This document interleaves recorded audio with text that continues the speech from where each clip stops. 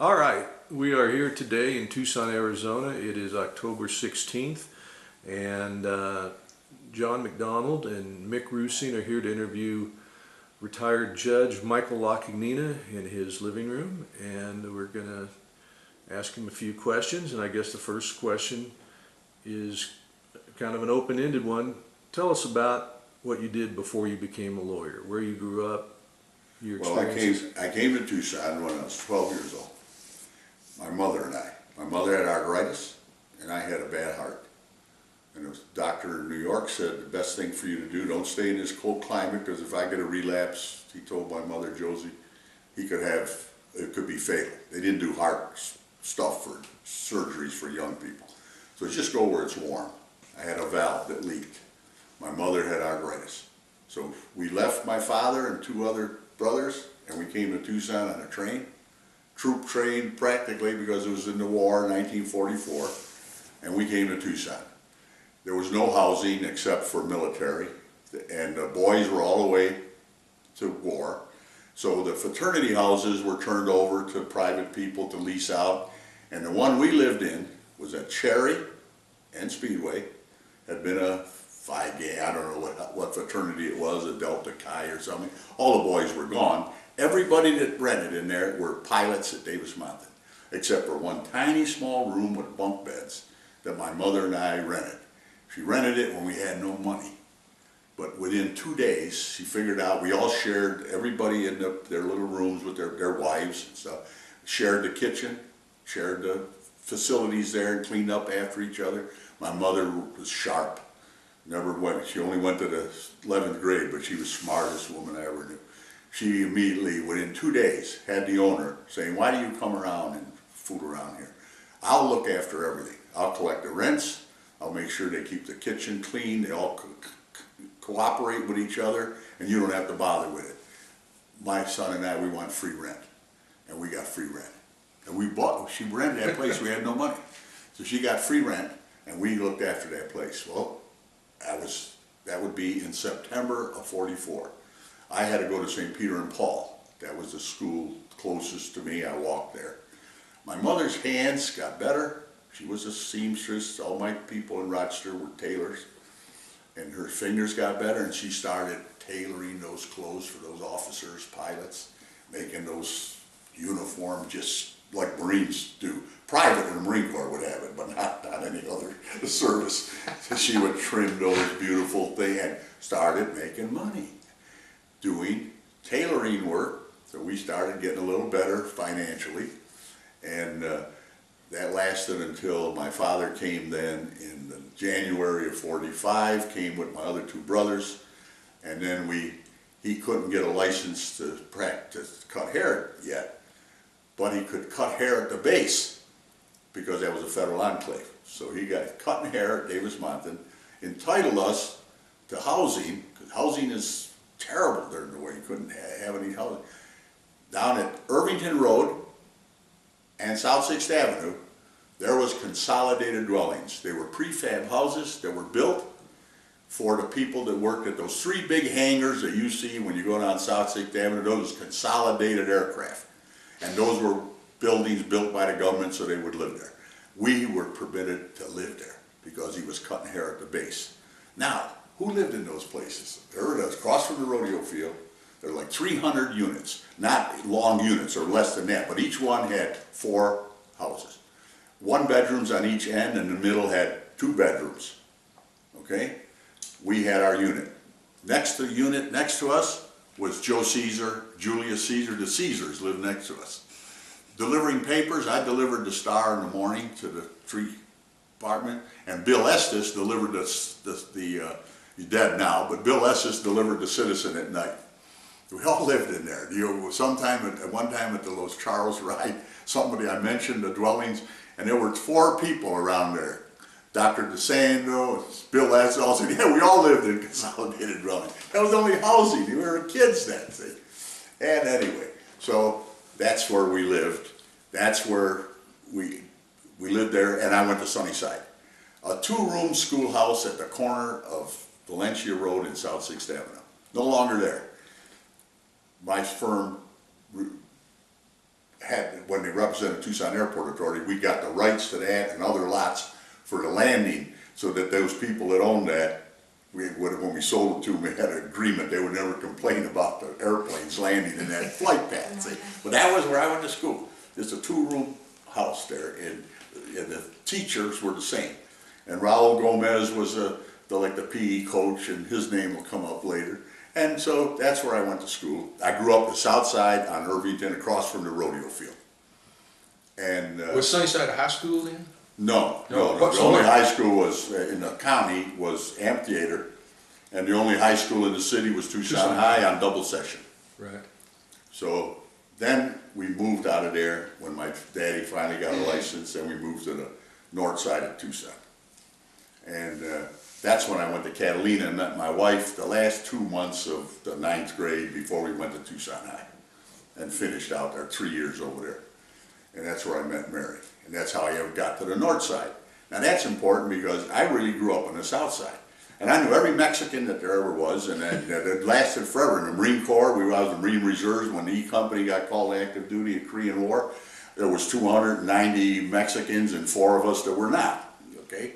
And the troop train came to take us to Camp Pendleton when the Korean War started, a week after we got out of high school. We all joined the reserves because we were poor. And we all got shoes, a whole sea bag full of clothes, and $15 a month to go to Reed Park and attend reserve meetings. That was a lot of money then, $15. And so we all joined, poor dumb Mexicans and me, we joined. Who knew they were going to invade, that North Korea was going to invade South Korea? The week after high school, we're called to the station there with our sea bag. We already had the sea bag, we were reserves, and went on a troop train to San Diego, where we were then parceled out. How old were you then, Mike? 18 years old. I was 18 when there in July, while I was at Camp Pendleton, sitting there looking at my offers to play football from ASU, from SC, and I'm looking at these. A week out of high school, I got a scholarship to go to DePaul University to study pre-med. Just threw them in the wastebasket. You know, that ended that career. But it was the best thing ever happened to me. When I got out of the Marine Corps, everything went just, I always accepted stuff, never questioned it, just accepted what life gave you. Did you go to Korea? No. Here's why. Second World War, they take a reserve unit like the Arizona Bushmasters, took the whole unit, sent them all to the same island, got them all killed except the few that you see have the star on their license plates, killed 3 at one family in Nogales. They said, no more. We're not going to take reserve units, National Guard units out of one place and put them in the same battle. Now in Korean War, that was Second World War. So now when Korean War started, they changed the policy. You bring in 293 exactly from Tucson, you immediately cut them in half. I don't care how you do it. Half of them will never go overseas. Half of them will go. So when they take their chances of battle and they die and stuff, there will never be a situation like we had where one family could lose 3 sons because they all were called to active duty at the same time. So I didn't go. I was in a group that didn't go. For 2 reasons. I also didn't get called from the colonel that would be calling everybody's name. We all were on the ground. Marines had 30,000 troops after Second World War. Korean War started, they activated within 72 hours almost 100,000 reserve Marines. All of them going to California on the ships to go to Korea. All sleeping on the ground. The guy would get up and call, you go to this unit, your name. And they called up and said, who can type? Well, me and Ruben Serna from here, and Richard Sereno, Rudy Castro, we had studied typing at the U of A. At the Tucson High. And we just gotten out of high school. It was there. We raised our hands, we responded to the call from the colonel. We immediately went to the supply depot because every gun, every bullet, every Jeep that went in front of us down at Camp Pendleton and went on the troop train and went to the San Diego to get on the ships to go overseas, we had to put it, and no, with carbon copies, no Xerox. 7 copies. 1 copy to the 7th Marine, 1 copy to Washington, 1 copy to the Defense Department, 1 copy. And we sat there. I didn't go to Korea because I was sitting there sending them all, typing up the what they could, because nobody moved without knowing the inventory. They had to have an inventory. And you say, how would they ever, who cared how many Jeeps, how many rounds of ammunition they had? Didn't occur to me till I was Assistant United States Attorney. Years later, I became Assistant United States Attorney when I get a call from Justice that sends me a paper with a stamp from the certified, that some poor guy here in Tucson owes $290,000 or $500,000 because it was determined that he lost. While under his charge, when in Germany, they were missing 5 trucks or a small airplane or a tank, whatever. They keep records of all of that. And he was the guy there. Sue him. Get that $500,000. What do? You're a young lawyer, 25-year-old assistant United States Attorney, send a demand letter. You'll pay this. You lost this thing. Some poor guy comes in. Cripple. Huh? How long were you in the Marines before you got back to? Well, the Korean War started. I went in July 1st, as soon as it started, July of 1952. 1950. The war ended in 53. But because we're called to active duty, I was in the reserves, Truman called us for 1 year. At the end of that year, it still was going on. He extended it for 1 more year for reserves that had been called July 1, 1950. With the exception that if your schooling was interrupted, you could get out early. Get an early out for if you could get back into whatever school you were going to. So that was the exception. All right, so I served 1 whole year, and then in 1952, it was actually 2 years, almost 2 years, 18 months and some, because of the middle of the year. That came out, that order, re-enlisting us for another year, and I read it. I used to read every notice. And I went to my sergeant and said, I qualify, I'm the guy. I was right out of high school. I'd been admitted to the U of A but couldn't show up. And now my school was interrupted. I'm called to active duty. I can get out now. He said, only if you could get back in school. I said, give me the phone. I called Dave Windsor, the admissions officer at the U of A. I said, I'm Mike Lacagnina. I know who you are. He says, I cleared your application. We've been looking forward to you coming, because I was a ball player and there were things, your name, they remembered. And so he said, what can I do for you? I says, I want you to talk to the sergeant. If I can leave here and get in there, what's the date I have to be there in order to register the U of A? He said, well, there's late registration is over, but for you get here in 5 days and I'll let you in the university. Put the phone on to the sergeant. He said, thank you, hung up. I said, well, when can I do this? He says, don't leave the chair. Called in his secretary, and when I got out of that chair, I had my papers releasing me from active duty. I had a 39 Plymouth Coupe. I got in the Plymouth Coupe, and on my way back to Tucson, I know that the Mexicans that came in with me, they had never read nothing. They didn't read what was happening in the Marine Corps, that they would still be in the Marine. I always joke from then on whenever I introduced them as businessmen in Tucson, they'd still be in the Marine Corps if I hadn't gone by to get them. I go by Pendleton and I go see Serna still there, Richard Serrano still there, still working in the supply depot. See, I got out of supply depot because I was so young and never went to boot camp. And when they killed a couple 16-year-olds in Incheon, they came through and said, find out how old. A lot of these kids lied about their age, which I did when I joined. When they found out I'd never been to boot camp, they sent me to boot camp. So then I got into the Marine Air Wing. That's where we digressed. And then that's where they let me out from Los Alamitos. I go by to see my buddies that still were, they didn't go to boot camp. They were sitting there still in Area 24. We can get out, go back to school. They called their sergeant. Now, he wasn't as nice as my sergeant. And he started giving me lip. And I said, you better read this regulation before I go see the colonel. And you'll damn well get him out of here. He says, well, all right, I'll get him out, but I can't get him out right now. They can't get out till tomorrow. I said, fine, is it okay if I stay on the base? He said, no, you can't. You've been released from active duty. I said, okay, guys, I'm going to Oceanside. And Ruben reminded me that Jerry, oh, what was his name? His father used to be the mayor of Tucson, was living in Oceanside. He said, go there, he'll let you sleep at his house. So I go to Oceanside, I sleep in the guy's house. The name will come. I don't remember names anymore like I used to, but his family was from Tucson. His father was a mayor at one time. So I go there and I stayed there. The next morning I picked him up and brought him to Tucson in my Plymouth, this coupe, the three of us. And we had trouble going to El Cajon Pass. It wasn't nice like it is now, the road. We had to push it.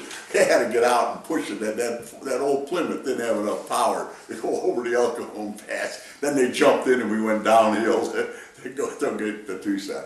And so that gave me for years a good talk. All the times I was asked to talk to different groups and stuff, and they would be there, and I'd say, see, Sereno, he's really, see, Serna's got his own business there, Don Quixote, he traveled and that, he'd still be there typing if I didn't go by and get them, see.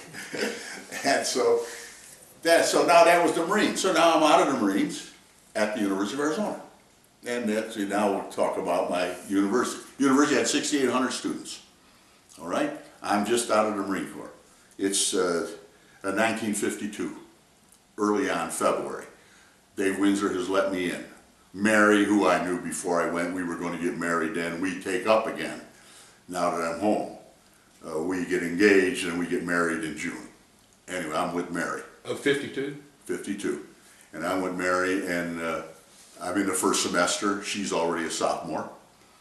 I'm going to summer school. I get a job. Get a job right out of the Marine Corps. I go to those big, where Consolidated aircraft was. I'm going out there to get a job. I knew that they were refitting B-50s with the same equipment that a B-52 had. So I said, hell, I know instruments. I was an aircraft electrician. I learned in the Marine Corps. I'll go out for a job. I'm walking in, and all 1,800 people are walking out. And a lot of them were my friends. They said, Mike, you're back. You know, when did you get home? You know, God, it was like a whole home week with me and these people. I said, well, what are you doing here? I'm looking for work. I got discharged from the Marine Corps, you know, released from active duty. Boy, you got bad luck, Mike. There's only 6 planes left to be bought by the aircraft after they're done, and they've let us all go. There's only the one shift at night that's working on it, and then a small group in the daytime. I said, well, as long as I'm here, I'll go check it out. So I go up to personnel. I see a sign, personnel. I go up to personnel, knock on the door. It's come in. I go in there. Raul Gomez. Remember that name from Sunnyside? Was the coach Sunnyside used to play ball for? He is the personnel manager. My God, how wonderful to see you. What you're going to hear is a lot of luck. I just rolled with it. I never questioned that I was the luckiest son of a bitch that ever lived. Never questioned it. I just accepted it and reveled in it and just did it. Don't question it. It'll stop if you question it. And there's Raul. What are you doing? I just got out of the Marine Corps. He was in the Marine Corps at one time. He says, God, it's great to see you. What are you doing? I said, I need work. I just registered at university. You know, I'm going to get married. He says, well, can you work nights? I said, I can work anytime. Well, he says, I said, all I got is, I have these 7 o'clock on my schedule, labs early in the morning at the university, but I can get there from here. What did you have in mind? He says, how about the swing shift, like 11:30 to 7 in the morning? Will that work for you? I said, it'll be perfect. He said, we have about 5 or 6 planes we have to finish. And since you know anything about a flux gate compass, I said, of course I do. He says, good. Then I'll put you on the crew, the midnight crew. There's only 6 or 7 on the crew, and you can go to work there. I said, good, when do I start? He says, well, it goes at 11:30 tonight, so be here 11:30 tonight. And so 1,800 go out, and 1 is hired. Now, you don't think the star, somebody is watching over you? I never question it. I don't know who the hell does it or watches me, but that happened. 1,800 fired, 1 hired. And I show up that night. Okay. I show up, I'm going to be the big man, and the other guys, 4 of them are going to the University of Arizona. Now let me interrupt you. When you start the University of Arizona, do you have any intention of being a lawyer? Never. You're just under. What did you plan to do? Were you studying? Nothing. I had GI Bill of Rights. I'm going to go to the university. I always was going to go to university, But with the Bill of Rights, you know, now the government's going to pay You for want some water? I got this. Oh, With the Bill of Rights, I'm going to get the government to pay for my education. Now, this is why the Marines was great for me. Right now, they're going to pay for my education. So, I show up, and I go look out at the big, all those B-50s are lined up. There's like 5 of them. And I go look at a squawk sheet, meaning the pilot flew it, and he wrote that things were wrong. And I saw a flux gate compass wasn't working. Well, hell, that's what I did in the service. I went and I fixed it. I went out to the wing where the first thing is, and the instruments, I checked to see one grounded properly, got the instrument running, signed my name. And go back into the shack. These other guys are playing cards, some are studying for school. When a voice says, "Who the F is, well, how the hell do you say this name?" I said, "Lacagnina? Yo, that's me. Did you fix this?" "Yes, sir, I did." "Yo, man, yes, I did. I know that stuff." I said, "Listen to me, son. I'm the foreman here. You don't do one thing I don't tell you to do. You understand that? As long as you're on this crew, you don't do one piece of work unless I tell you." He says, "If we start fixing things on this midnight shift, the day people won't have anything to do." He said, "We don't do any work here. Don't do anything unless I tell you." And I learned then cost plus contract. That's how I learned my education in this field. Cost plus contract, no matter how much it costs. Don't fix nothing at night. That's the day crew's job. So I said, "What am I supposed to do?" He says, "Study. You're going to university? Study. Get high grades," which I got, you know. And I said, "Well, he said, "Well, if an inspector comes, Air Force inspector," he says, "you get your screwdriver magnetized, and you just hold it up, and it'll be stuck into something and look like you're doing some work." Now I got high pay for that, okay? And I'm at the University of Arizona. Now comes the there was no GI Bill because I'm out before the war ended. But while I'm there in the University of Arizona, registered in the summer, and married, a Marine goes to a veterans hospital for treatment of frostbite from the Chosin Reservoir. And they said, "You can't get any rights here because you're not a veteran. That's not a war." That was a police action under the UN. And there you have no veterans' rights. When Congress heard about that, overnight, in 24, 48 hours, they passed the GI Bill of Rights for Korean. great. And I'm at the university. I'm the first one to register, the first one to register to get the government to pay for my education at the UA because I was already there. They had a picture of me signing in. And so not only did I what the Marine Corps, what a blessing that was, not only did I register and now get the government to pay, I was married, so I got $135 or $40 a month. I also qualified, Mary and I, to live at the Quonsets at Polo Village. Polo Village. These Quonset, they rented out, they're half and half, 2 families. 2-bedroom, bath, kitchen, living room. $18 a month included utilities. And when I was mayor of Polo Village at one time, they tried to raise it to $20 or something. I had all the cripples. I got them all lined up to go to the Board of Regents in their wheelchairs complaining. That's who they were raising the rent on. And so they didn't raise it. It was only $18 a month for, included the utilities, but I still didn't let them raise it. They're too embarrassed to do it, at least at that time. And I lived in Polo Village for $18 a month. The government was giving me $140 some for being married. And then Johnny was born, and it went up to $160 a month. My son was born. I lived in Polo Village 5.5 years. All of them, I went to the University of Arizona. I got 2 degrees at the University of Arizona because being a veteran, it was for law school, going back now for law school. Law school, you required a degree, unless you had been in the service. And if you were a veteran, all you needed was 90 units, 94, 5 units, all solid, no electives. To go to law school. Law school would admit you, and the first year of law was all your electives. So I go to law, I qualify for that, being a veteran, God bless the Marine Corps.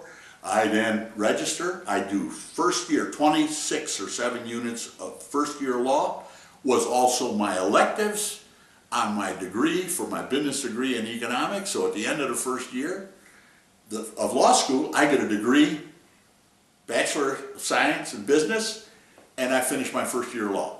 2 years in one time. You are the luckiest son of a bitch. That's exactly right. I'm at the University of Arizona 5.5 years. I got 2 degrees. Well, one of them was for 2 years in one shot. And so law school then, talking about the law school, we had 2 rooms.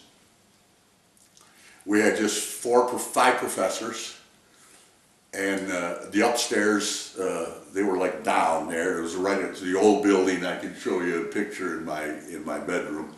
And right across from the main library was this little building. It used to be an old liberal arts building. That was the law school. That was the picture that Tom Chandler had in his office forever. Probably, and I got one here. There was just 2 rooms. And the chairs that we sat in were like church pews.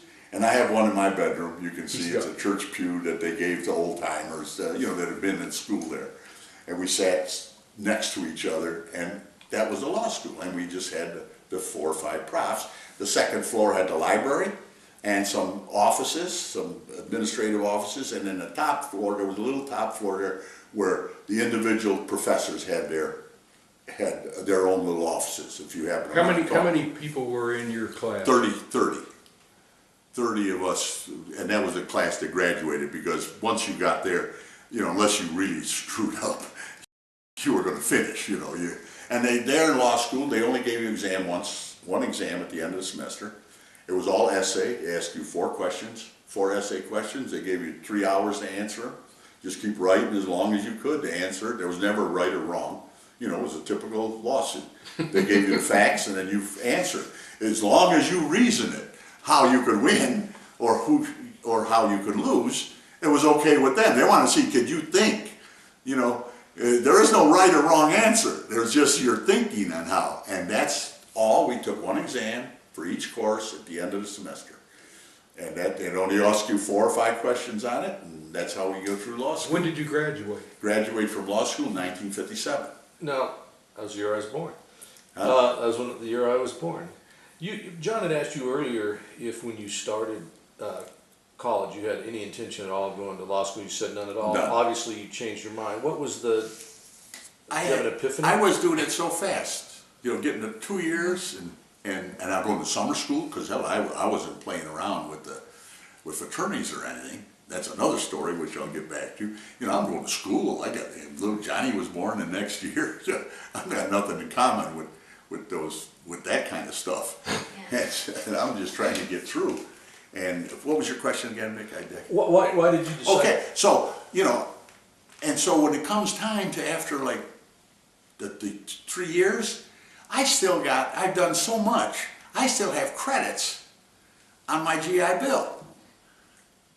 I could graduate from I have credits still coming. That's how I went to law school. When the memory went to 2 years for one, I still had credits, and that's why, to use them up after my 90 units, why not go to law school? So you were like, I could get paid still? Oh yeah, going to school, as long as you going to school, I got the GI Bill was paying.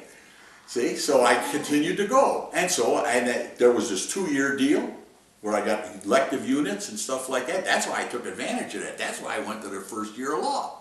They give me my units, and I'm getting paid to go to school.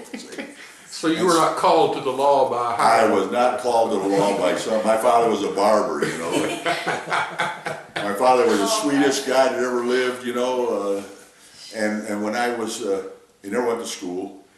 He couldn't read or write except what he picked up, and I helped him with things, and he picked up stuff in the barber shop. But when I graduated from law school, they had a party for me, and people brought bouquets, and we were on Belvedere by St. Cyril's, and he asked me to go back in the bedroom with him, and I'll never forget it. And he was short, my daddy, I was tall. He was about 5, well, I don't know, maybe 5'5" would be a lot. He'd be right about there. And he was always looking up to me, He says, Mike, he says, I don't understand the law. I don't know what you just did.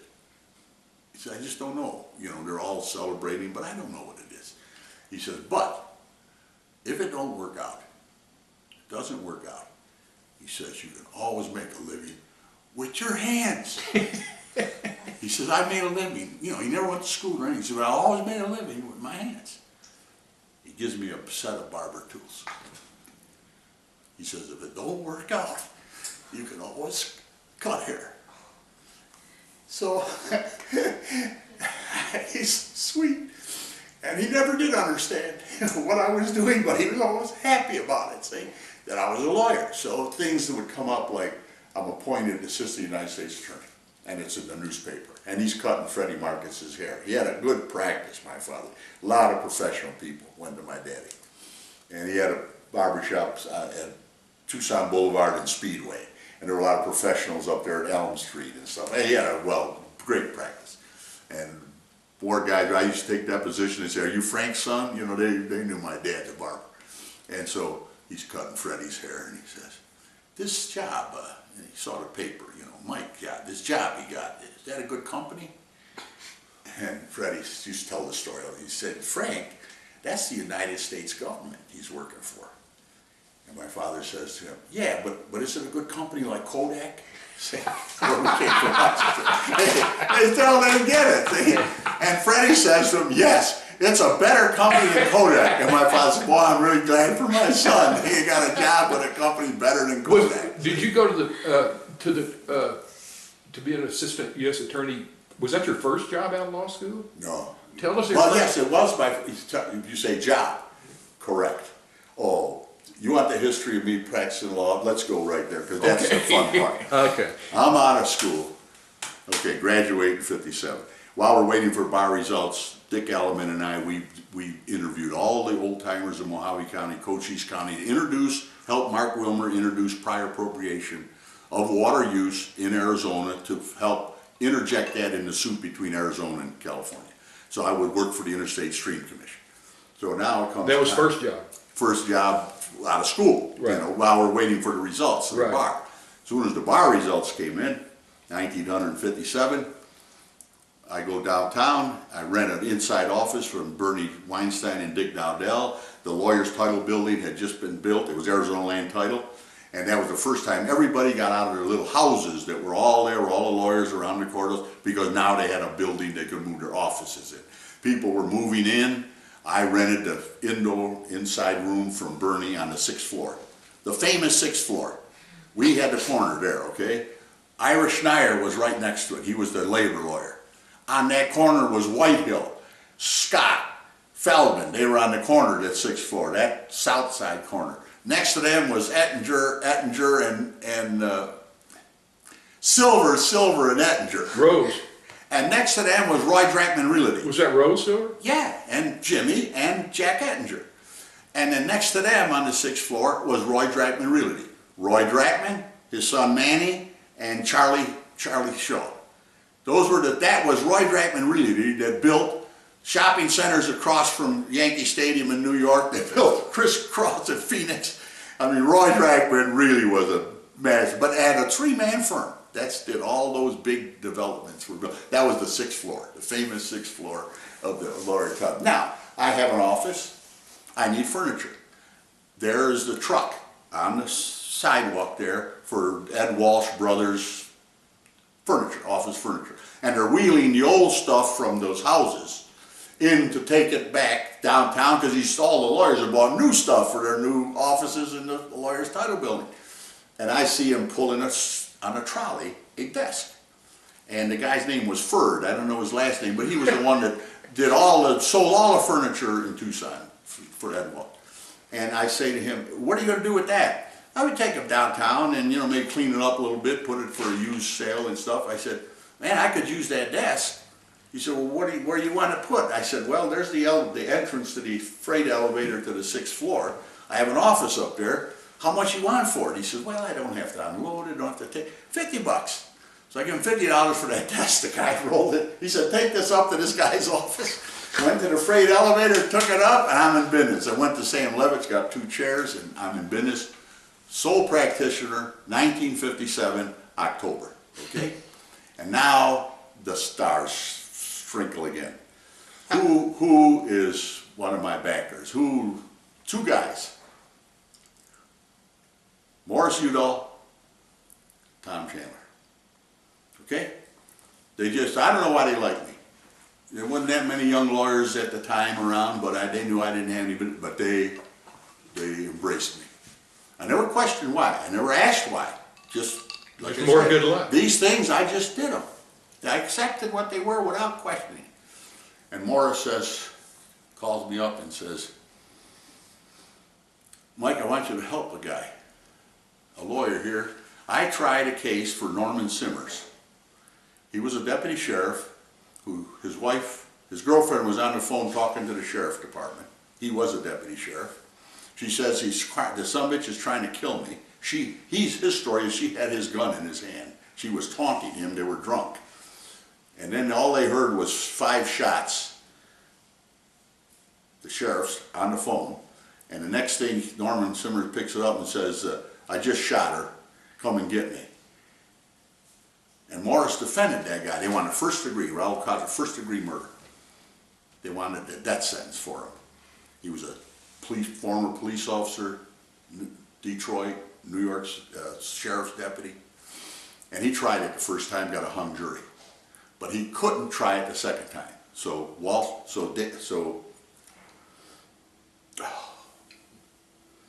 Judge Walsh? No, the lawyer that I work with, I don't know why, boy, I should never, Walter,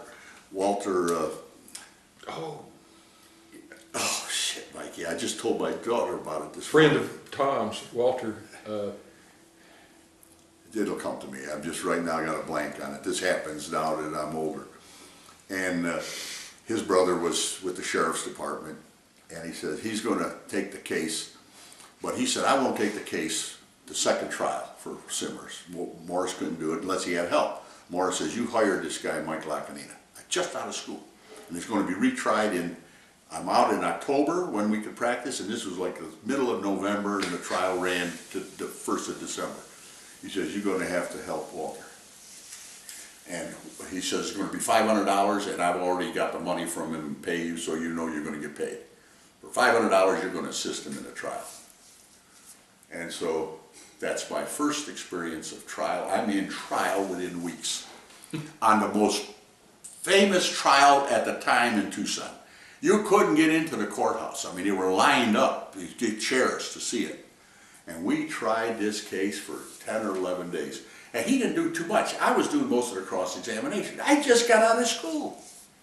I'm trying a case that has people around the place, the state or something. They must have thought I was a lawyer for 20 years doing all the work in this case. And Walter just let him, he didn't care, we did it. And I learned more about evidence in that trial than you could have gone for 40 years and never learned. All I learned about the admissibility of evidence in a case. And Walter Stevenson, God Stevenson, damn it, yeah. Jesus, Walter Stevenson. He was a Who's a character in his own right. Oh man, I could go on that for 100 years. Not on record, but Walter, he knew how to try a case. And here I am, I'm getting this bath. Morris got me into this thing, learning from a guy. It would have been 20 years guys wouldn't learn the stuff about admissibility evidence that I learned in that trial. And the tactics that I learned. He was like a master at this thing. And I'm learning right there, right out of school. He says he had learned from the first trial, because there was a transcript, that they were going to get evidence that they were proving their evidence of premeditation for the death sentence, that the trailer, there was in 2 trailers, open doors. And the guy here was watching the television, watching a movie, when he heard Norman Simmers' testimony in the first trial, say, I'll kill you, and then fire 5 shots or whatever it was at the time. That was their key piece of evidence to prove that he had premeditation. Second trial now, Walter's guy, Stevenson. He says, Mike, find out what was playing. This guy testified he was watching precisely at 12:04. That's when the call came into the sheriff. So the timeline is set, 12.4. This guy says I was watching this movie that was on 10 o'clock, late movie. I go to Channel 4. What was playing then? Roadhouse. You got the reels? Well, we can get them. You need that reel? We'd like to have the last reel to see what was on it at 12.4. Well, the radio station keeps every minute. They got a log, FCC log. You know exactly what happened at that time. And they showed me the film, and Ida Lupino, with a deep voice, is saying, I'll kill you, and shoots. I say, Walter, we got it. Now, we don't know. We're being followed by the investigator for Raul Castro, the county attorney's office. They know that we've seen that movie. Now, we got no way to introduce this in evidence.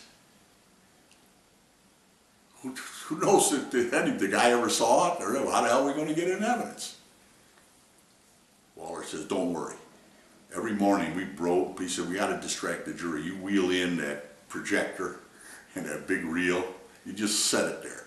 They'll be looking at that and never listening to anything the witnesses are saying. Don't worry about getting it in. They will do something. I learned this right out of school. They'll do something that'll make it admissible. See? For whatever it's worth, see. But just something to give the jury a question about whether he really premeditated. No way to get it in. I learned, okay, he says, you wait, something will happen, Mike. These trials, you have to go there, and then you know something, everybody will screw something up. So there we are, trying this case. And that was something new. Well, they followed us. And they knew that we had seen that. So they took it ahead of time and showed it to the witness. So the witness then on direct examination, he says, did you see this movie that we had in your office? Oh yeah, I saw that Roadhouse movie. Yeah, I was in your office, he says to Raul, and I saw that. What did you hear at the end of the movie? Well, I heard this woman say, I'll kill you, I'll kill you, I'll kill you. Was that the voice you heard the night when, no, I heard Norm Simmons' voice. And in other words, and also he says, that movie only had 5 shots, or 6 shots, and I heard 5, whatever, there was a discrepancy. And he was wrong. He didn't remember what the movie was. Now we could get it in for impeachment. Well, we said, now we got it in. Now we can impeach him. They put it on the stage. And he says, you see, you just had to wait. You just had to wait, Mike, and something happened. Now we introduce it to impeach him.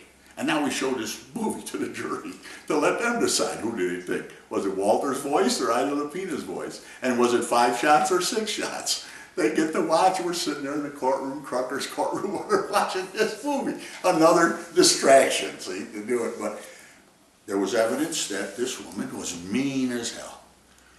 She was a fighter. There was an incident at the Chanticleer where she knocked 2 guys off the bar stools for just saying something smart to her.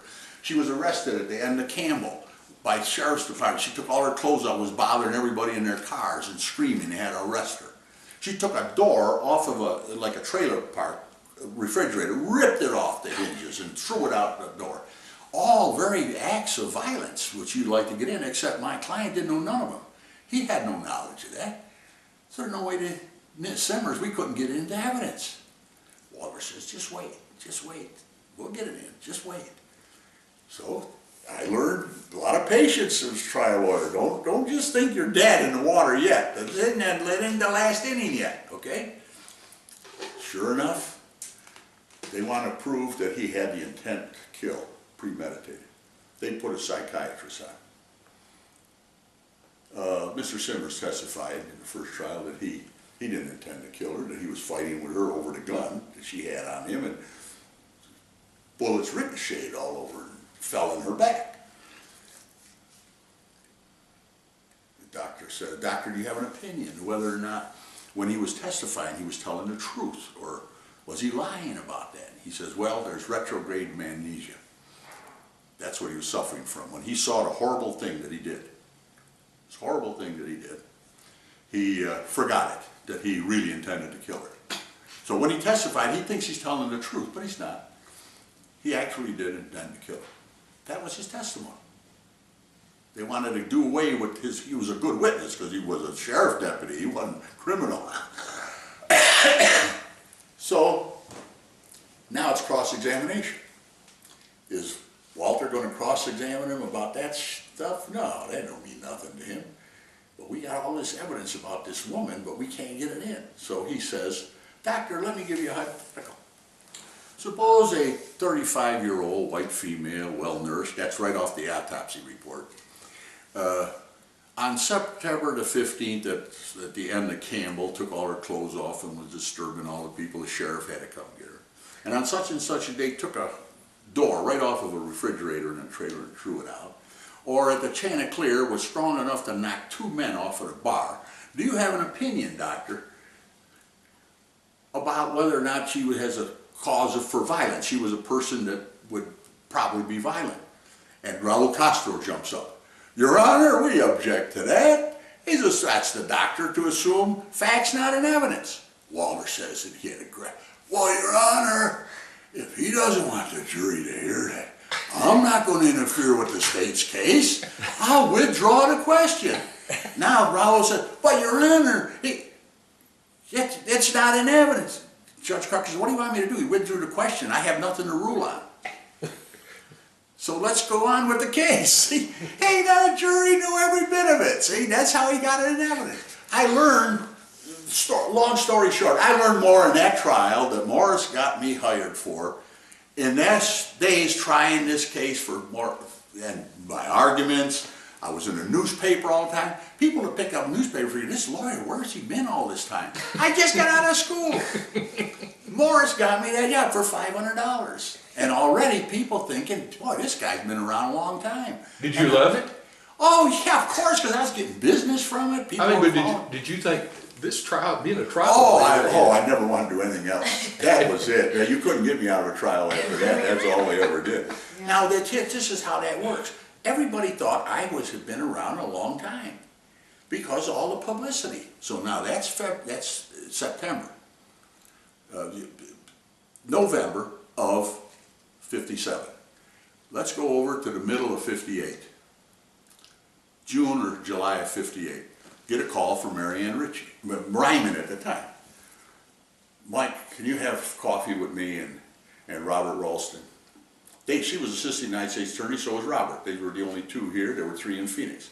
So we went to the Blue Note, around the corner there from Transamerica. What's up? Robert's going to quit, and he's going to try to get Division III judgeship. And I don't want somebody that's a nutcase come over there, Mike. I want you to come to be assistant United States attorney. Now remember, I'm out about 7 months out of school. And I said, well, are any politics involved? Yes. You have to be a Republican. Eisenhower's the president. I said, well, I've always been a Democrat. But I can change that. So I walked right across the street, it's kitty corner. The recorder was right on the first floor of the old territorial thing, and I went and changed my registration to Republican, came right back and says, okay, Marianne, I'm a Republican. Now what do you have in mind? We're going to get you appointed for Robert's job as assistant United States attorney. I said, fine with me. I don't question these things. Never thought about being assistant United States attorney. Somebody offers me, says, we're going to get you appointed. Fine. It's okay with me. I just accept it. And I'm a Republican. Within a week, it's announced in the newspaper that Goldwater has given my name to the president. I've been appointed assistant United States attorney. Robert also announced 2 days earlier that he was retiring and was going to make an application to get to run for Division III. And the Pima County Republican committee went crazy. You can't make a Republican appointment without coming through me. I'm the chairman here of the party. Besides, he ain't even a Republican, he's a Democrat. And the newspaper called, aren't you a Democrat? I said, if you check, as far as I know, whether or not you're a Republican or Democrat is best known by looking at the recorder's office to see how you're registered. I think you'll find I'm a Republican. And the Republicans went crazy. Here's a Democrat. Not only does he get a soft touch job like assistant United States attorney, doesn't even go through the Republican hierarchy to say a word. And there I am. I become assistant United States attorney within 8 or 9 months after I got out of school. Okay? Now this has an ending to that story. So I'm doing all the cases. Judge Walsh loved me. I tell you, I loved him. He was a mentor to me, and I'm trying all the cases with Marianne. We got a lot of business. Just Marianne Ritchie. Yeah, Marianne Ryman. Well, she got married later, Marianne Ryman. We were the two assistants. We got along great, and we were really worked hard. One judge, either she was in trial or I was in trial. And the next year, I get a call from Andretti. He was the head of the administrative offices of the United States government. Mr. Lacagnina, yes? I'm looking here, and it says that you became a member of the bar in 1957. Yes, I graduated from the University Law School. I became a member. I was sworn in October 1957. And then you were appointed to your job as assistant United States attorney in July of 58? I said, that's correct. He said, I make that out to be about 7 or 8 months. I said, you do the math. Whatever you say, that's correct. I did it. He says, well, did you know you had to be a lawyer, a member of the bar for 3 years before you could be appointed assistant United States attorney? I said, I didn't know that. He said, what are you going to do about it? I said, I'm going to do nothing. I said, I didn't make no mistakes. I said, I'll tell you, if anybody made a mistake, it was Goldwater and the president. Now, you tell them that they don't know what the hell they're doing, and if one of them asks me to resign, I will. And that's how I hung up. Next thing, Jack Hayes calls me. He was the United States attorney. Mike, I just got a call from Andretti.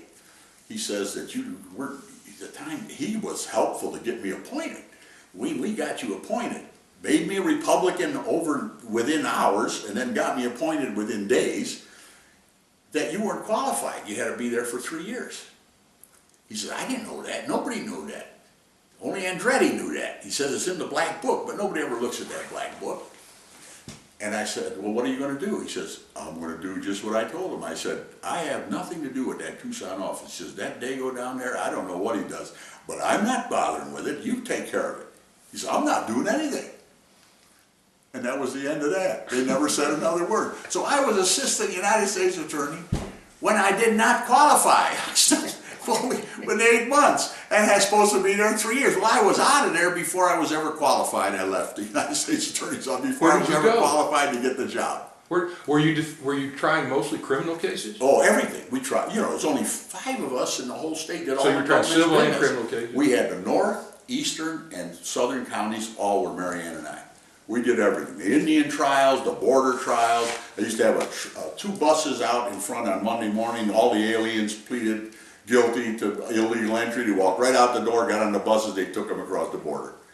That's what we did, you know. So that's, and the court there was 1 judge, 2 assistants in Tucson that did northern, eastern, all the filings from the Prescott. They either had a Prescott number, a Globe number, Tucson number, or a Phoenix number.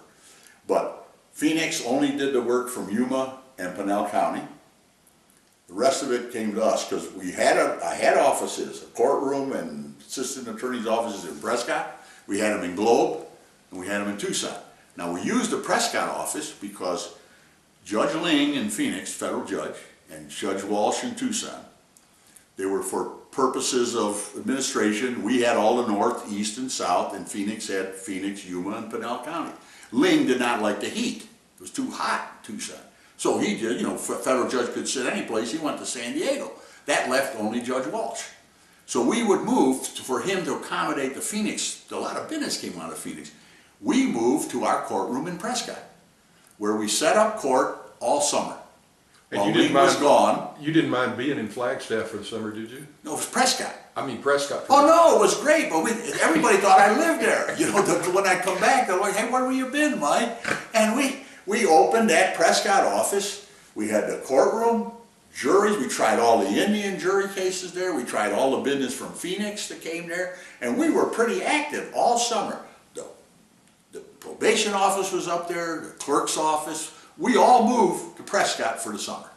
And we had tried, all the federal business was done out of Prescott. Phoenix lawyers came up there, and it was just Judge Walsh was the only judge in the whole state during the summer. Mike, a couple of questions while we're still on the U.S. Attorney. Do you recall what you got paid as a U.S. Attorney? Oh, it was nothing. It was like $8,500, $8,500. And then that comes to that mind because when I left the Assistant United States Attorney's Office, Judge Walsh says, hey, the Democrats got in. He says, get out of here. The Democrats all said, you could stay, Mike. Judge Walsh says, you tried every case we got. You don't learn nothing here. You go out and practice. You go out and practice. And when was that how long were you 61, because so Kennedy was elected. 4 years? No, just a couple years. You know, 58 to 60, right. And then 61 is just like the first of the year. You know, he was elected in November, but he didn't take office till the next year. So I left. And I left the office and go walking down the street, Broadway, make a turn north on Stone, right by the Valley National Bank, when a voice says, you Lacagnina? I said, yes I am. Oh, Mr. Bilby, how are you? I'm fine. Richard tells me you left the United States Attorney. I said, yes, in fact, I'm leaving right now. He said, where are you going? I said, I'm going to check, see if I can get my old office back at the Arizona Land Title. Well, why don't you come upstairs with me? I said, oh, that'd be fine. I go up the elevator with him. Now, this is how these things happen. You think, how did things happen to me? I'm walking down the street to go get an office. Ralph Bilby, the guy they said was so hard to approach, he stops me, takes me up to the office, sits across from me. You know, I hear you're a pretty good trial lawyer. He said, we could use one here.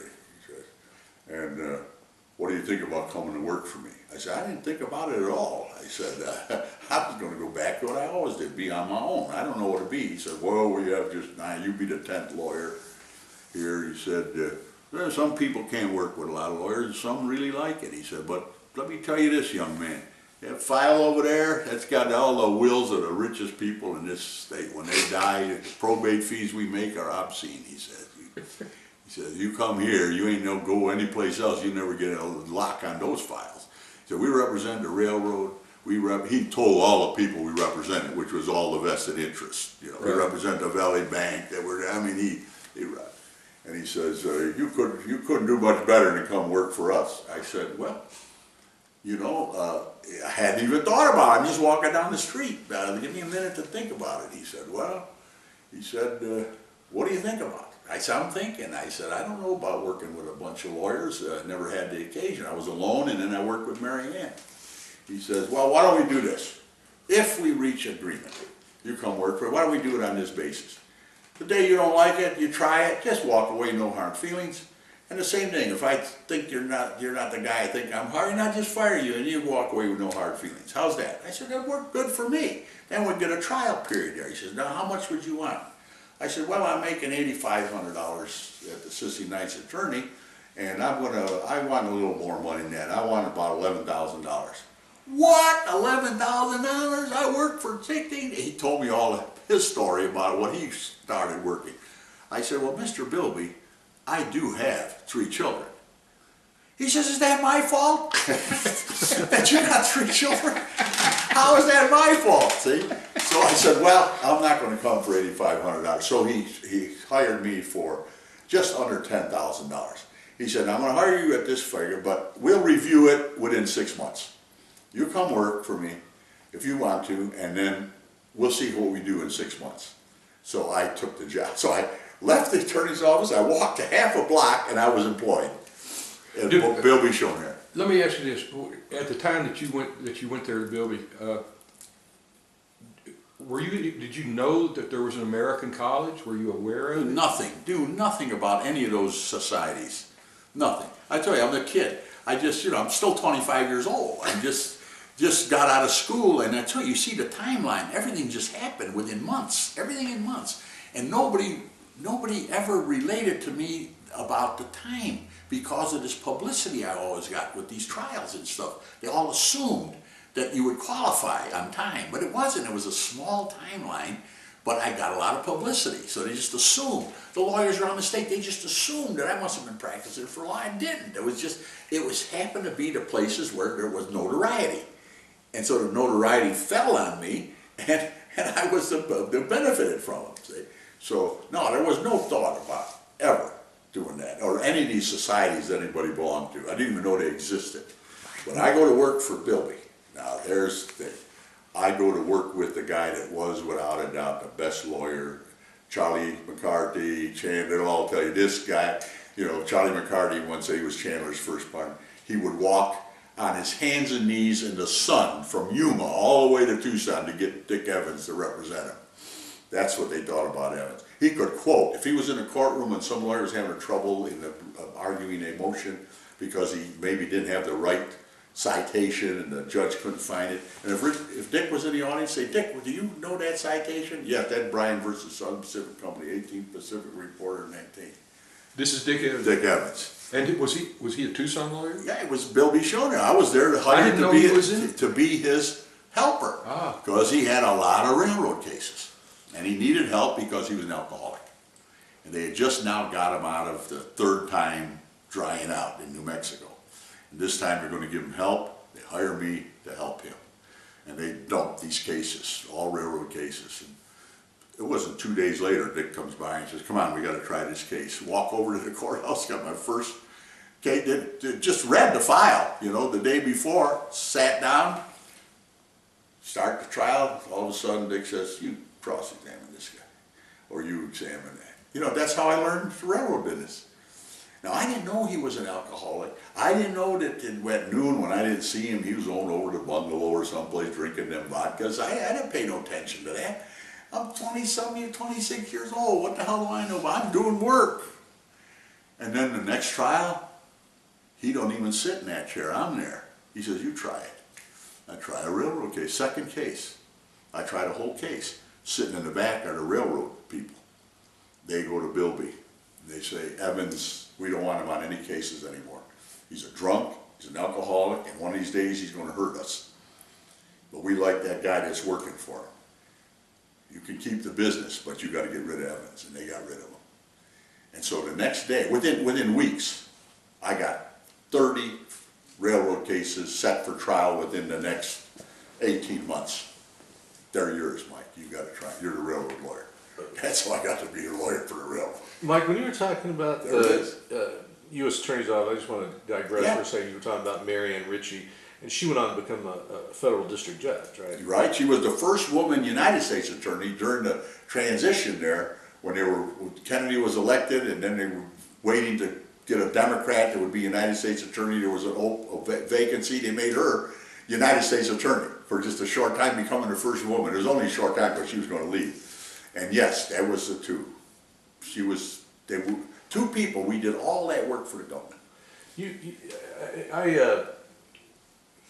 and I've known each other a long time, and I've heard some of your stories. And a couple things that I remember from your U.S. attorney days was you were talking about trying the Indian cases in Prescott. Yes, I lost every one of those cases. And why was that? The juries in Prescott had this opinion, universal. That was one. Their opinion was, what happens on the Indian reservation belongs on the Indian reservation. You know, what happens in Vegas stays in Vegas. What happens, let the Indians take care of it. I am not going to find an Indian guilty, send him to a federal prison, and pay for his room and board. All he did was kill another Indian. He could go back and do as many as he wants as far as we're concerned. That was the attitude. What the hell is it any of our business? So they just, now the second part was all the defense lawyers were appointed. There was no public defender. So who were my competition there when I'm the prosecutor? Ano Jacobs, the mayor, Keith Quayle. Everybody there was Prescott. There was a closed community of lawyers that everybody knew. They were the defense. They had one defense. This is a typical Indian killing case. They were drunk and they killed each other and they sat down. That's all the jury needed to know. Yeah. I used to judge how well I did how far I would go down the elevator. You know where the courthouse is. There's the park, and then there's the Dixie pharmacy on the corner, and walk down there to get a coffee. And I always told, how good did you do when I start that walk? How far could I get before they opened the window and Agnes says, the jury's in? One time I got half of the block down to the drugstore. The jury's in. Never won one of those cases. They just didn't care. It wasn't their business. That was the Navajos' business. Let them take care of it. So I felt bad about it the first time. I said, man, I tried a perfect case. How am I'm winning everything in Tucson. The Apaches, the Papagos. Prescott, I couldn't get a victory. Judge Walsh said, Mike, you didn't know my history. Did you know I was assistant United States attorney before you years ago? I never won any cases up here either. He said, don't feel bad about it. I'd go to have a drink on Whiskey Row after work, you know, and the bartender might have been on that jury. He says, don't feel bad. He says, you're one of the best we ever had up here. But we're never going to find no Indian guilty up here. And that was the fact. That was the fact. Another story from those days was that had to do, as I recall, with an Indian woman who killed her husband and had the teeth. Do you remember that? Absolutely. Brought her down there. Apache woman. And her husband abused her. Cigarette butts, burning, terrible abuse for this woman. And she had taken it, and then one day there she looks out, and Fortune had him asleep, drunk, right next to the woodpile. and there's the axe. And she says, that beating he gave me is the last. She goes out there and she hits him in the head, according to the autopsy report, the first time, maybe 9 times. She chips, the first chips out of the skull with the thing. And then she's walking to turn herself in to the Indian police, which was about 4 miles away. She got about halfway and said, you know, as mean as that son of a bitch is, he probably live and come after me. Went back and then gave him the other 12 to make damn sure he was dead. Then she walked to the police station and turned herself in. They charged her, the grand jury that I had charged her with first-degree murder. Somebody like Chandler, or there was no public defender, was appointed by Judge Walsh, well respected, and it came to me and said, you overcharged her, you know. We'll plead guilty if you reduce it to manslaughter or something. And I said, great, we don't need to poor charge her with everything else, you know. So we reduced it, whatever satisfied the defense lawyer. We appeared in court, all through interpreters, plead her guilty. I reduced the charge and plead her guilty. Judge Walsh explained all of the thing going through the interpreter, what her rights were. She had a right to trial, you know, went through the whole spiel. And then, do you have anything you want to say? She had nothing to say. And then he sentenced her 2 to 10 years to an Indian facility, a federal prison in Virginia that had mostly Indians there. And then she said to the interpreter, no, now I got a question. So he told Judge Walsh she has a question. Okay, I thought I made it plain. What is her question? Well, she wants to know why you're punishing her. She does understand that she's going to prison, and she wants to know why you're punishing her. And Judge Walsh said, well, can she explain why she thinks that? And the girl, through the interpreter, says, well, you've pulled all my teeth already. What more could you do to me? Why are you sending me to prison? And what had happened is she had terrible pyorrhea in her mouth when they put her in jail. Well, you were responsible for your health, the federal officials, and when they couldn't have that there, and they took her to a dentist and made her a set of dentures, pulled all the rotten teeth out, and she figured that was her punishment. See? And then that's when you stand there as a young man. You see the federal judge there, well respected. You've got the flag of the America. You got the seal of the United States over the bench. You've got the American flag. You've got the state of Arizona flag. And you look over at this woman and you say, she ain't got a clue of what the hell is going on. And I'm standing here enforcing these laws against this Indian woman that doesn't know anything that's happened to her. She believes that was her punishment. And those Indian cases, that's a whole, someday I really should, I'm too lazy to write the book on the Indian cases, what happens from ignorance and not knowing, you know, and customs. A girl shows up at somebody's hogan with a gun. What do you want? I want to see so-and-so. Well, that's my mother and she's not here. What do you want to see her about? Well, there's a lot of rumors going on that she is having an affair with my husband and I'm here to kill her. And the young girl says, well, she's not here, so you'll have to kill me. She said, well, that's all right with me, and shoot her right between the eyes. Now I got to prosecute that woman that shot her. You take those Indian cases, I mean, they were bizarre. When you got them, you just said, we had to do it. You were the United States representative. Those Indian cases were just cultural. They were something we didn't know anything about.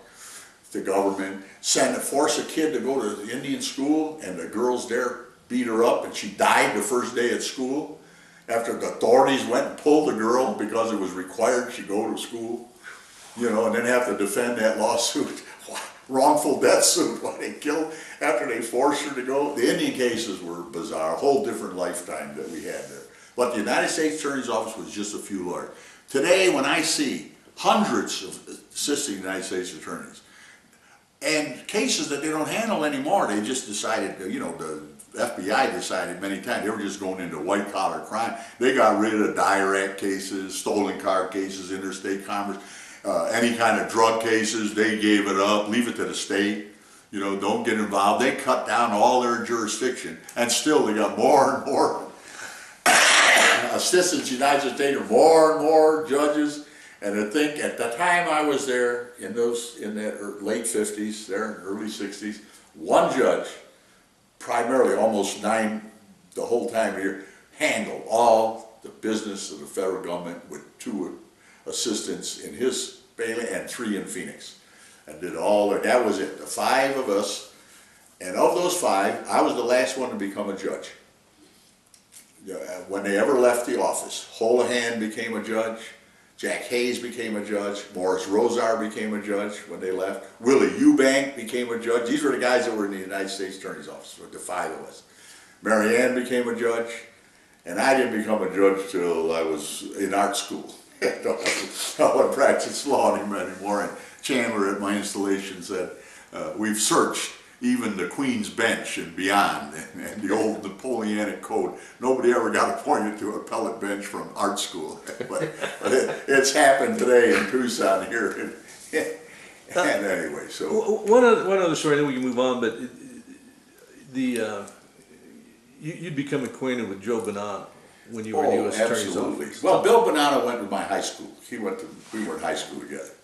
When I was assistant United States Attorney, the FBI watched Joe Bonanno 24 hours a day, and Pete Licavoli 24 hours a day. Pete Licavoli was from the Purple Gang. He owned the Triple H Ranch, and he owned some property there at Tanca Verde, where it turns right up the street here. And Pete Licavoli was told by the Purple Gang, "You go to Tucson. Don't you ever come back to Detroit and live out your life. But you're through. You're through in this business." Joe Bonanno came. He was, when they had the appellation hearing, he was the only one. They indicted them all, but he was the only one that never went to trial. He had skipped away to Canada. Nobody knew where he was, but he was the only one that never went to trial. He didn't come back until the Third Circuit at that time said, you can't prosecute them, even though they were found guilty for taking the Fifth Amendment. They don't have to tell you why they were. And they'd let them all loose. Then Joe showed up. He crossed the border and came back in the United States. And he lived the same street the Ralstons lived on, over there in Catalina Vista. He drove an old Chevrolet. This was the guy in charge. Went to Mass every morning with his wife, St. Peter and Paul.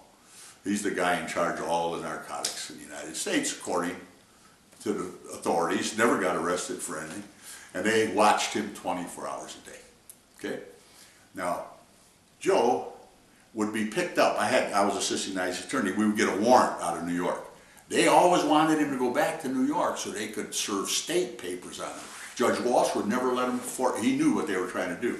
You want him for a grand jury in New York? Hold the grand jury in Denver. Hold it in Tucson. Hold it in LA. I'll make him go there. But you ain't never going to take him. It's a phony warrant you have, a phony summons. So he never let him go back. But to do that, he always had to post bond. So the warrant would come. I would have to file it and have the FBI go out. Well, they quit going out to get him. They just call him on the phone and say, we got a warrant for you. There's $1 million bond. You got to come down. And he'd go show up with Larry D'Antonio and a president of Valley National Bank certifying that he's good for $1 million. And then he'd have a hearing on the bond the next day, and Judge Walsh would put him on his OR. Okay, so but whenever he showed up, he'd say, how you doing, Mike? He always liked me. He'd give me a big old Cuban cigar. And he'd give the FBI a big Cuban cigar. All unlawful, couldn't have him. And so he was, and I knew him through his son Bill. His son Bill would come to me and say, why are you picking on my father? I don't pick on him. I have nothing to do with it. They send these warrants from out of state. Now he is being watched all the time, and they cannot get anything on him. So the FBI agent that was watching him lost his mind. So he enlists the help of 2 veterans that work for Hughes Aircraft. He says, we're going to do important government work. We're going to start a war between Bonanno and Licavoli. We're going to go put a bomb under Licavoli's car and his carport out to Triple H Ranch. And then you're going to go, one of you is going to go up on the roof of his Elm Street house and drop a bomb down the fireplace. And we're going to do that. And these guys were veterans, you know, they're working. FBI wants them to do work. What the hell do you do? They follow this guy. They do it. They put the bomb over there. Then the one guy's on the roof.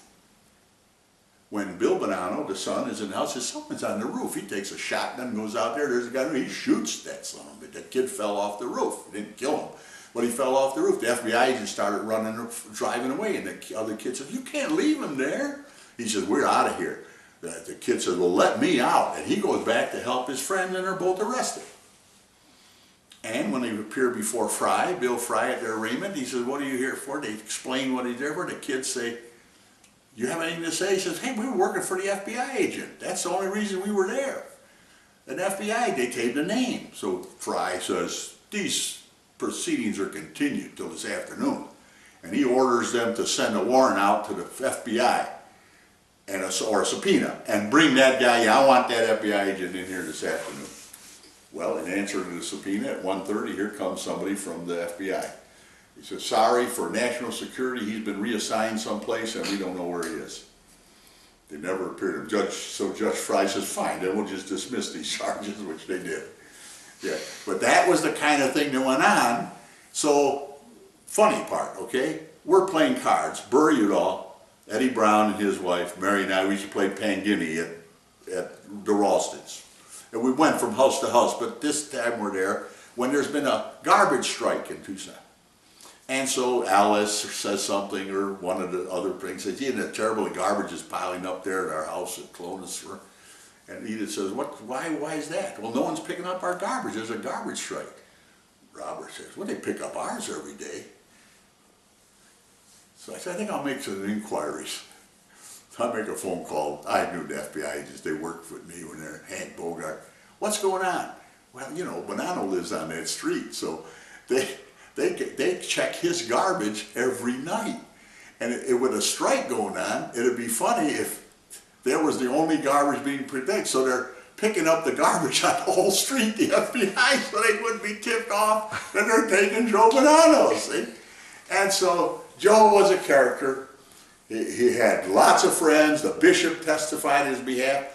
Tom testified to keep him here. Deacon Cini. They all, when the government tried to throw him out of the country, they all testified in his defense. State Department, like all government things, they had evidence. And Father, the DEA wouldn't bother to put it in. They wouldn't. No agency would share with another agency. and one of the Roman Catholic fathers. Oh, everybody, the church, the bishop. daily. He went to mass every day. He's a great contributor to the church. There was a story I heard that about when I guess it was Bill was getting married and you went to the wedding.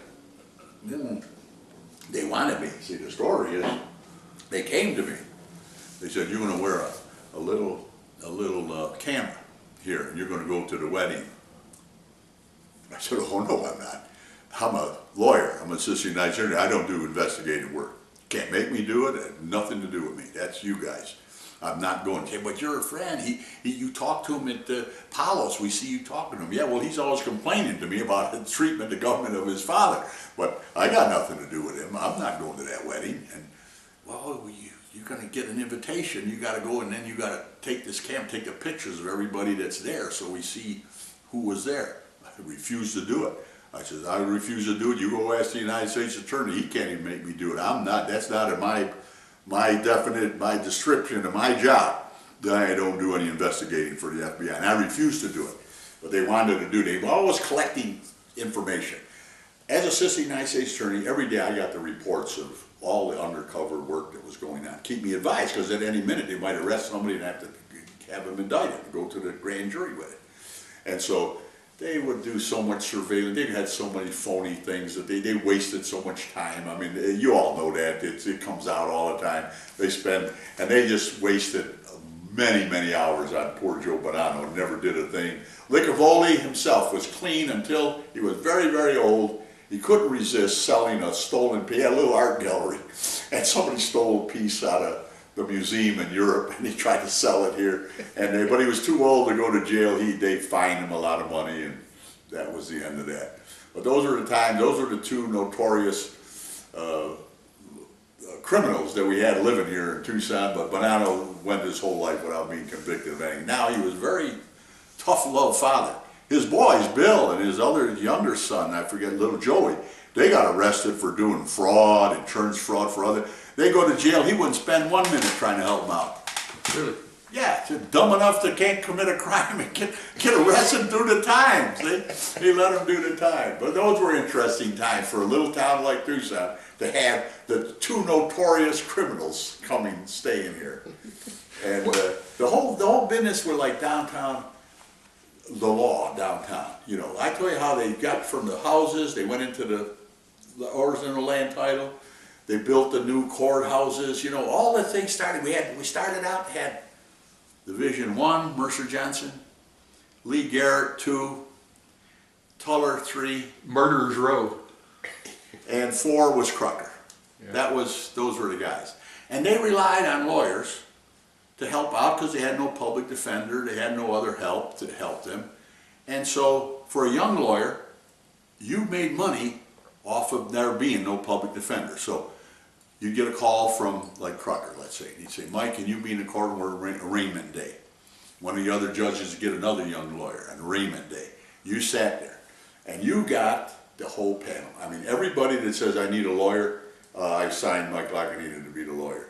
He'll talk to you later in jail. You would get the whole, you used to get 50, 100 bucks just to plead him guilty.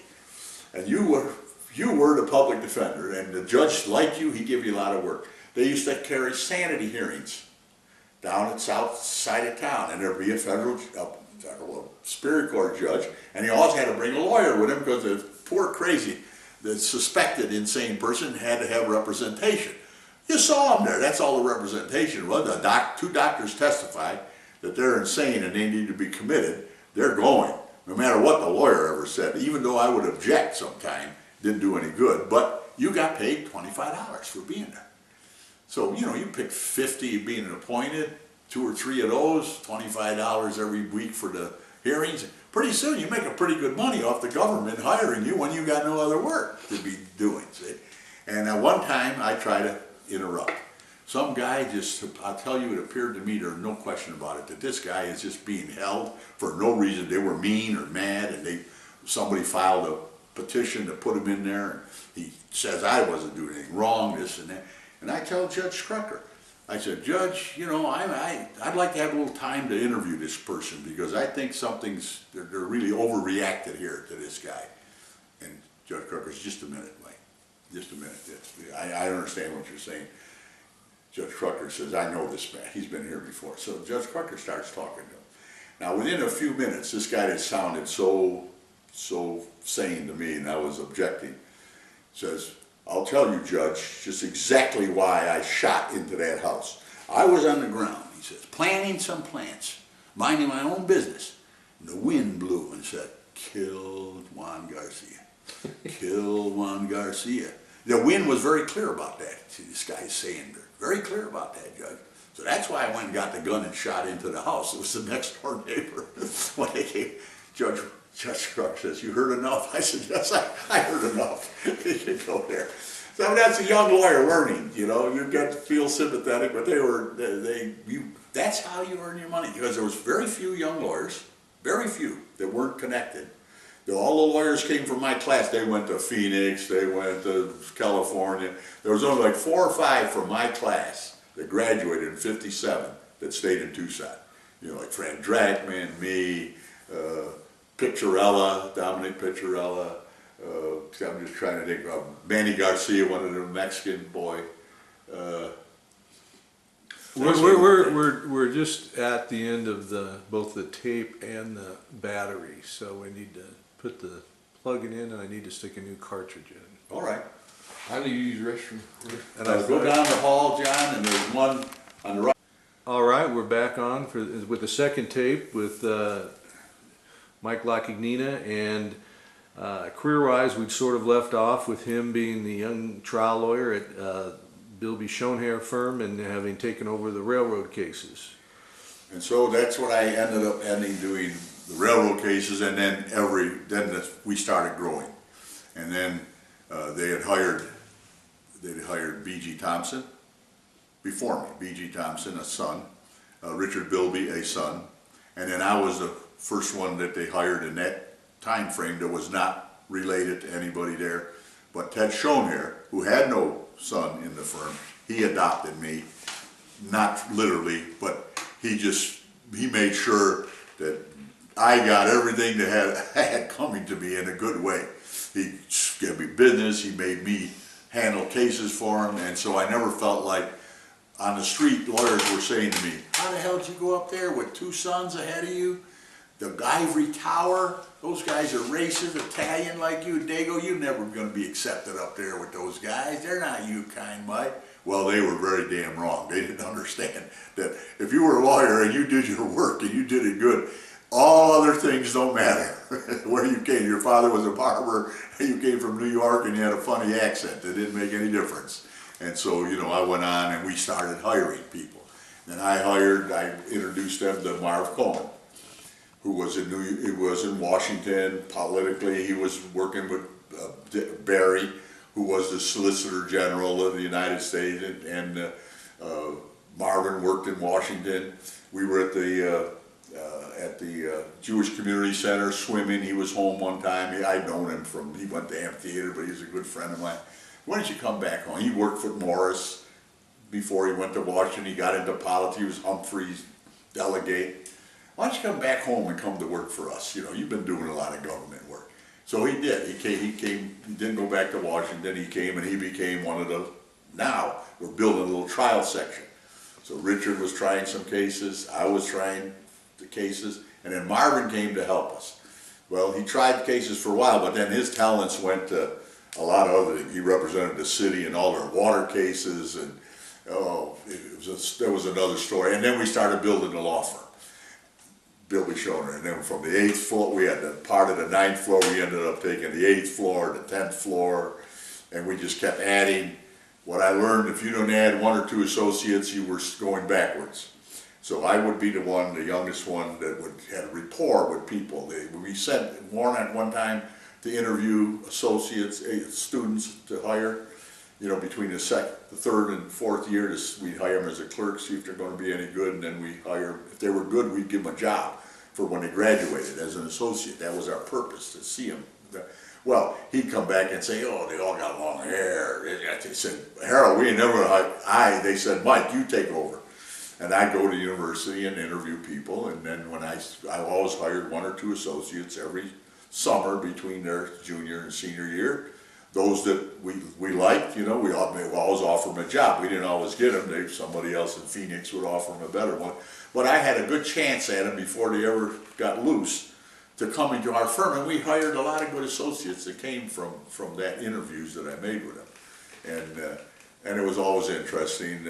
I remember going in there and interviewing one time, and the dean had given 10 people to come and give me a list of them, all good students. And this one smart son of a bitch gets there, and he says, I hope you're not, before we start this interview, I hope you're not one of those firms that only hires from the top 10 and disregard some of the other good students, that you're elitist and only go from the top 10. I said, well, Dave, you couldn't be further from the truth, mister. I said, we just now met, right? But I can tell you, you don't have to worry about that, because we only picked from the first 5. Now, I saw that he was like 8th. So if that's a bother to you, you can leave right now, because we only picked from the first 5. He went like this, oh. He went like that, oh. I said, now you want to be interviewed? Because that's just bullshit that I gave you. See? He says, oh yeah, please interview me. See? Only the top 10. He had the high horse there. So anyway, so the firm grew and grew and grew, and I stayed there for, I don't know, 27 years. I think I was there, and I was 50 years old, and all my kids, I had them young, you know, when I was in college. They were all married and gone. It was just Mary and I was working, making a lot of money, and nothing to spend it on. And said, Mary, let's go travel. I said, do I have to work? And my wife says, who took care of all the money? I never worried about money. I never worked for money. I put money in the bank. It came right automatic to the Valley Bank. If I wanted money, I got it from my wife. I said, I'm going to play cards tonight. I need $500. It'd be on my dresser. I'm going fishing, or I'm going to White Mountains to play golf. I need $1,000. Be on the dresser. I never went to the bank, never wrote no checks, did nothing. All automatic. My wife took care of all my money. So when I'm 50 and I'm tired of working, really, I just enjoyed trying cases. But you know, it was a time when it was just the 2 of us in a house with 3, 4 bedrooms, and we should travel more. I said, do I have to work? She said, I'll tell you in about 3 days. So 3 days, Mary says to me, you don't ever have to work again. If we live the way we're living now, you know, I had a house paid for, and I didn't have to work anymore. because we were frugal. Not cheap. I had parties, I invited some of the best lawyers, judges, all came to my house in Indian Ridge for parties. Some of the best cars in town were parked out there. Nobody cared that I had a little cheap house. They came and I had the whiskey and the stuff there. And there were times there were a Supreme Court judge everywhere in my house. See? They just came for a good time with good friends and people. Because, and so I told the firm, I'm leaving, I'm quitting. Oh, you can't quit. I am through. My wife says I don't have to work. We're going to travel. I'm going to enjoy life. And I'm going back to university, study fine arts. Well, can you be of counsel? I said, I will be of counsel. That'll be good. It'll give me insurance, medical insurance. And so I was of counsel on the right-hand side of the letterhead, and Ralph comes down and he says, I just made some inquiries, Mike. What is that, Ralph? You're the youngest of counsel that's known, that anybody knows about. It was an of counsel. So it was good I was of counsel. I was at the University of Arizona, paintings, labs in the afternoon. And what happened with clients of building, I always signed for the bondholders for El Paso Natural Gas, a letter that was liability for me of, $100 million. I would sign for the bondholders that I certified El Paso Natural Gas owns every inch of that pipe. Because if there's a gap like this, they don't own anything. And the bondholders don't have anything. They had some other lawyer sign it because I was retired and I was of counsel because they wanted me to do it. I was painting. The guy would come, there'd be a young lawyer associate with a pile of papers. What's this one? The general counsel will help, they won't take that other guy's signature. The bondholders won't take it. You gotta sign it. Sign it. We own the whole pipe. You gotta sign this for used aircraft. The lawyers won't accept anybody else's signature. There are no lawsuits pending. I'd sign that. I had to sign, they wouldn't accept anybody else's signature because I've been doing it for years. See? So pretty soon they finally learned that I was gone and would be, and after a couple of years I was out of the school by then and I was a judge. But it was interesting how of counsel, the kind of work I did, because clients got so used to one thing and they were comfortable with it, the bondholders were comfortable with it, and so if they saw that signature, this is okay. We're satisfied. For our annual report, they like the railroad like to have that thing for me saying this case is they're asking $3 million. It'll be settled for less than $100,000. And I was never afraid to do that. This one here for $1 million, I said this case is never have a verdict more than $10,000. This one here I'll win. Maybe a crossing case where there was whistles and bells, and this one will be a defense verdict. But they had to have that, and then when they put out the president's going to sign his annual report and you don't see my name on it, you find out who wrote this. We want to make sure because they've been good all the thing. And so it was fun. I'm at art school signing all these papers, and the bondholders don't know that I'm sitting there painting, and I'm certifying that it's good. It was right. It wasn't doing anything wrong, but it was unique. It was different. It was different. All the students look, what are they doing over there? The professor, what are those guys? What are you signing all those papers for? Show you how smart professors are at university. When I was appointed, I'm still there when I was appointed judge.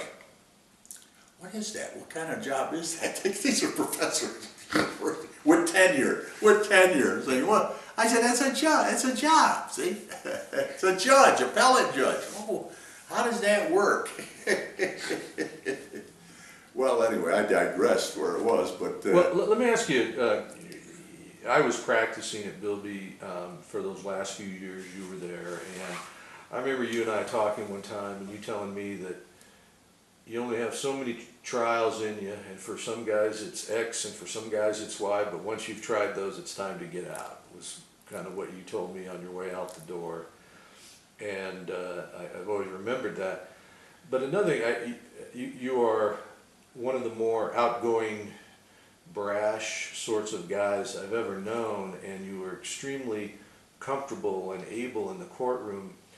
But I remember you and others telling me about you that when being in trial was an extremely trying physical experience. absolutely. That's why I used to tell people you can only do it so long, because if you try a case properly Now, when I say try a case properly, is maybe I should say this. You know, I tried cases. The judges always marvel. Still, the old time would say, "Well, you know, we always be. How do you sit there? You didn't have no damn notes.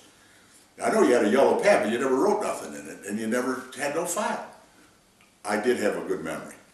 I remember depositions. I remember what I took a guy's deposition, what he said in it, and I could call him on it if he varied from it.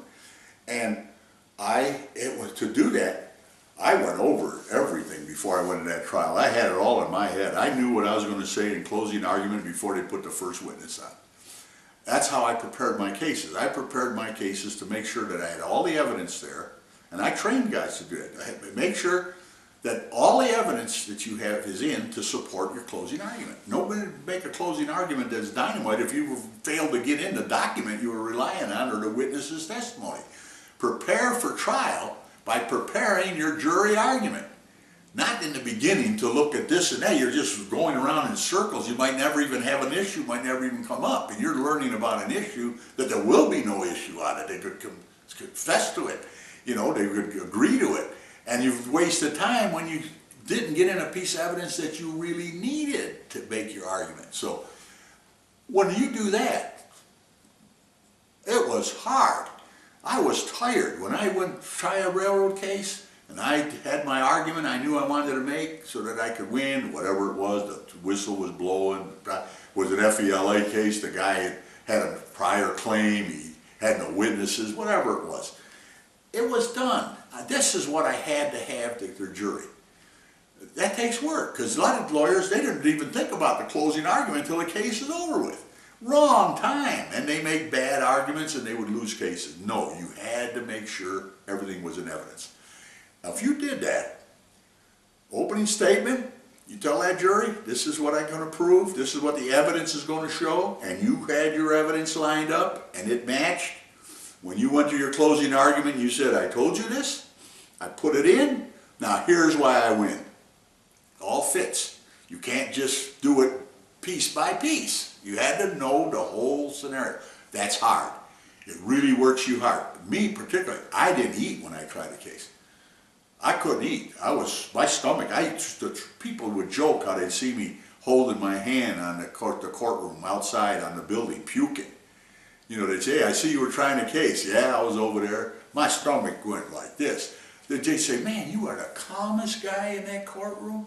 You're so easygoing. My guts were ripped. I couldn't put any food down because I would puke it up. I used to lose, you know, a 4 or 5 day trial and stuff. I'd lose 10 pounds, 11 pounds. That's why I really always stayed thin trying those cases. I would die.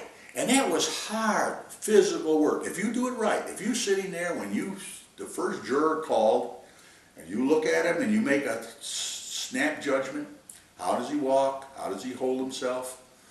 How's he doing looking around with others? Next one, and they put that whole panel there. You're tired.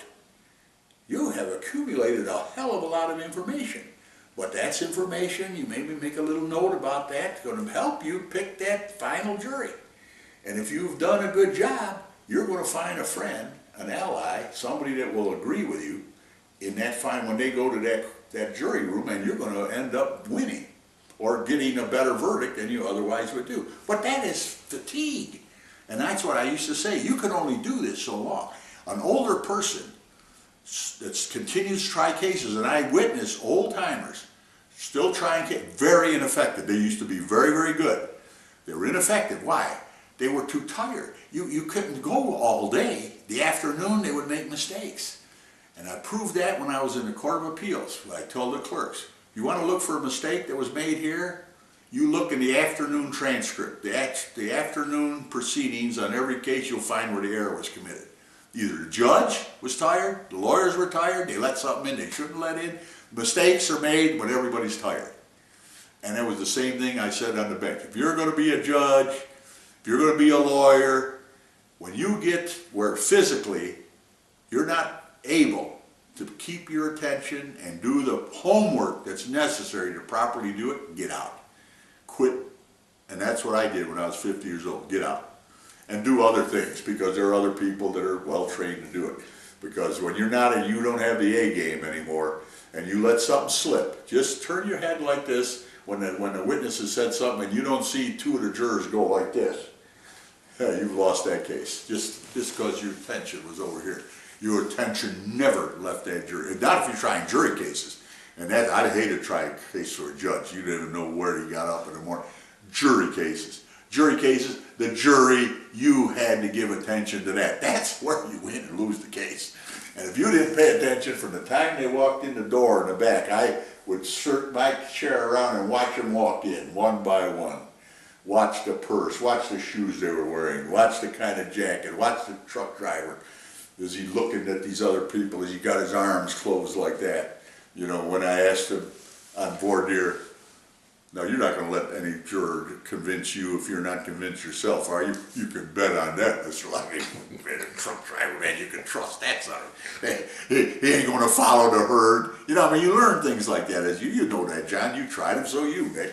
And you learn those things if you do it right, if you pay the attention. Now, if you do that, you're going to wear out. You're going to wear. You only got so many of those trials in you that you're going to wear out. Now you can do two things.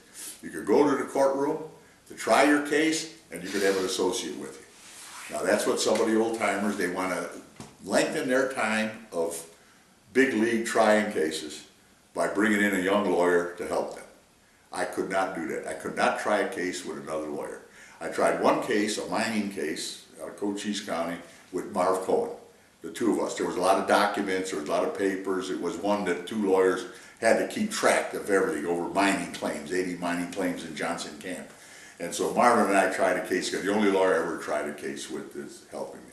I just couldn't do it, you know. When I trained Paige, I just said, come on, you're going to come with me, we're going to the courthouse, we got a trial. We walked over, he helped me get the depositions and stuff. We walked over there, I sat here and I said, you sit there, you try the case. That's how he knew how he tried his first case. I just said, try it. And he did it good, and then I didn't have to worry about him anymore. But I could never work with another lawyer. It was just, everything was here. You know, you don't have notes and stuff, and if you had someone talking to you or saying, oh, you ought to do this, you ought to do that, well, you lost my focus. You had to stay focused.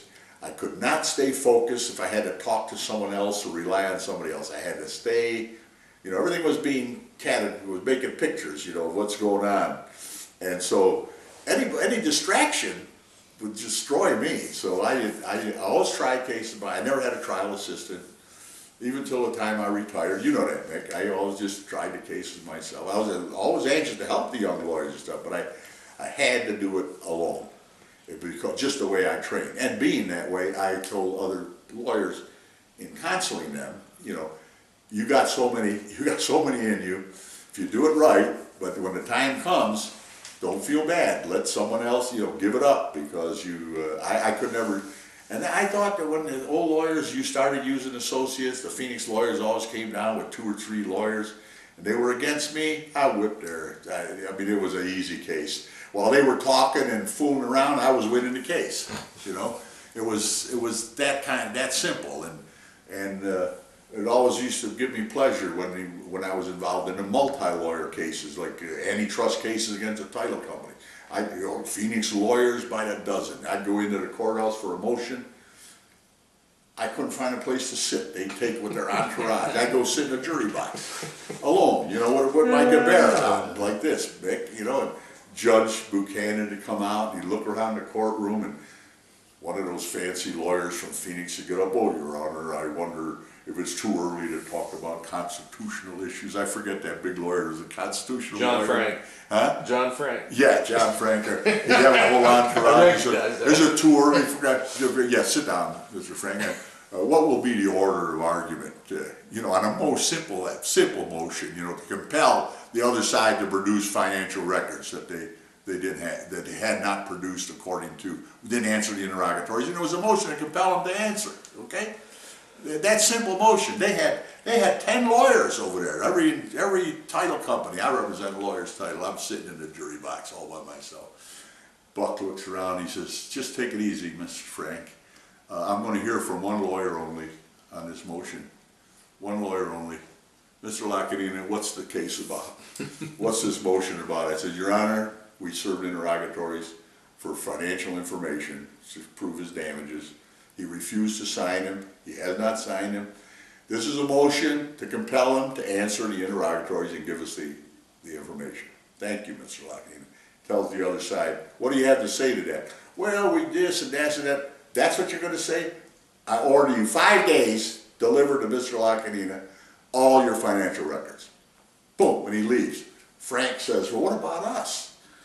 How are we going to get them? Mr. Lacagnina, how do we didn't mention anybody else? Give the records to me, see? I said, don't worry, Phoenix. Once I get them, I'll make copies and send them to you. And those were the days why I love being a trial lawyer and just trying your cases and knowing the judges and not having all that fanfare, you know, that entourage of people. That really you got treated better by the judges. I remember showing up in federal court in San Diego on a big case for who's responsible for the natural gas shortage in the United States in 1973. I was named on the pleadings that were filed in Arizona, but everybody had lawyers from Houston, Washington, D.C., plaintiffs' lawyers from what big plaintiffs firm in there, and we would go to San Diego on a motion, and they'd have a courtroom full of lawyers, and I would sit up at the table, because I'm on the pleadings, and there'd be someone from Williams and Conley, either big black lawyer Watson, or there would be Bergen, Mr. Bergen. He And I ran into that guy. Remember, Yeah. I asked you. I ran into the black guy in Yeah. Puerto Rico. You Played got it. tennis with him. That's right, Watson. He was there. You know, I know Mike Lacagnina, dude. It was a college deal. It was American college. And he was at a college, and there we're sitting, and you know, he looks out, the judge in San Diego, he looks out at everybody, he said, well, we're going to hear this motion in chambers. It was the discovery motion, so the order of them. He says, Mr. Lacagnina, Mr. Bergen, you come, or Watson, whichever one came. And then the plaintiff's lawyer, he says, Arnold, I'll give you one, you can take 2 of your other plaintiffs, we're going in chambers. And all the rest of the room just sat there, dying to know what happened. And afterwards I'd have to go to the hotel, and they would want to be briefed of what happened in chambers, because he wouldn't let nobody else listen to it. See? Oh, that was so much fun in those big cases with those big lawyers, and I learned then, Mick, which is true, and I read Young Lawyer, I hope I told you that I were trained saying, listen, you may live in a small town, but your practice here that you learn to be a good lawyer, you can practice in any place in the United States and and you know more. You have more experience than some of these big law firm, 400-man law firm. The partners never even see, don't even know where the courthouse is, see? You are better trained than them, and don't you ever forget it. Don't ever hold your head down against these big law firms. Because I never did, and I tell you, I was the one that I had days when I just would sit there and say, Mikey, how did you do it? You know, it was wonderful for me, bragging on myself, sitting in a conference room with Baker and Botts, Williams, lawyers all around a conference table at El Paso, Texas. And we're there because somebody, in the lawsuit over the natural gas shortage, there was a motion in San Diego. It was a motion that we had filed to eliminate some of the pleadings, reduce the complaint. The plaintiff's lawyer, he files a motion for something else, way after ours, not set for hearing. Our motion's set for hearing. They call this meeting, have the lawyers from all over the country meet there, I'm there. Why are we meeting here? Well, we're worried about, should we have our motion continued because Arnold Blakely had filed his. Why? Ours is the only motion that's set. Why are you worried about something that doesn't affect us? We're set right now, my calendar, we're in San Diego arguing our motion to change, to dismiss some of his counts. That's all it's on. What we're worried about, well, what are you worried? You're worried about nothing. Well, how can you be so sure? Because I know I practice law in front of these courts, and you have a motion set in a federal court, and that's all they're going to hear. His motion isn't set. Well, we're so scared. Well, just relax, okay? Now, these are from the biggest firms in the country. Baker & Botts had 400 lawyers. Guys from Washington had 100 lawyers. I said, you're in a conference room with the telephone there. I said, put that on speaker and have the girl at the desk get to Judge Nielsen in San Diego. Get him on the phone. These guys are aghast. You're calling the judge? How the hell are we going to know? He's the one that's going to hear it. You worried about it? Call the judge. They couldn't believe it. He called the judge. Just said they called it on the speakerphone. A clerk answers, "Hello, Judge Nielsen." I say, "Hi, this is Mike Lacagnina, Tucson." The guy said, "Hey, how you doing, cowboy?" He was the clerk there. I said, "Pretty good." I said, "Where's Judge Nielsen? He's had a motion. He'll be off in about 10, 15 minutes. What's your problem?" "Well, I'm sitting here with a bunch of worried guys. They look like a bunch of baboons with red asses sitting here in the conference room. They're all worried that he's going to hear that motion filed by Blakely on when we come over there next week to hear our motion." I tell him he's only going to hear our motion. It's the only one set. He says, "That's a fact, but when the judge comes off, I'll have him call you." Hung up. Silence. I'm talking to the clerk about our boys. There's just not a word being said. I'm just sitting there waiting. It rings. We get conference call. "This is Judge Nielsen. Is Mike Lacagnina there?" "Yes, I'm here, Judge. Did you hear why I'm calling? I got a bunch of worried lawyers here think that you're going to hear that motion that Blakely just filed." "Are you kidding? It's only set as your motion. That's all we're going to hear is your motion, unless you hear from me otherwise. I'm going to change my mind. That's the only thing I'm hearing. Thanks, Judge. You really kept us from doing a lot of foolish work." Hung up. "You guys satisfied?" One guy says, "Well, who knew it was that easy?" I said, "Any dummy would know if you had a problem, call the judge. He's the one that's going to hear it." And those were days that I just loved. The days sitting in Chicago.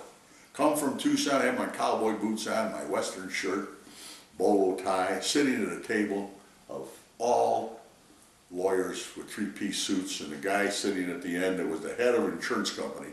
He was a lawyer, had an office in Washington, D.C. and one in Bermuda. And he was the insurance, in the company he created, this lawyer, was the insurance that covered publishers and newspapers for libel cases. They insured them and they handled any defense. And all these lawyers, we were all part of the in Arizona. There was articles printed in Phoenix about the Goldwaters had playing golf at the Phoenix Country Club with Lou Rosano, who was the head of the mafia in Alabama, and Kemper Marley, who hired somebody to kill Jack Boat. I mean, they had all these spurious articles that were printed. Well, a lot of them true. I defended the Star. We never lost one of those claims. But anyway, all the lawyers came from different papers from around the country that all joined in the lawsuits, from those that thought they got badly treated by the articles. And so the insurance company guy, he said, "We're all going to meet in Chicago, because that's the fastest everybody can get to Chicago." And we're in this conference room, and he had to be a former general of the Marine Corps. And he's sitting there, I forget his name now, he's a wonderful guy, and he says, "You're all here, you know why we're here.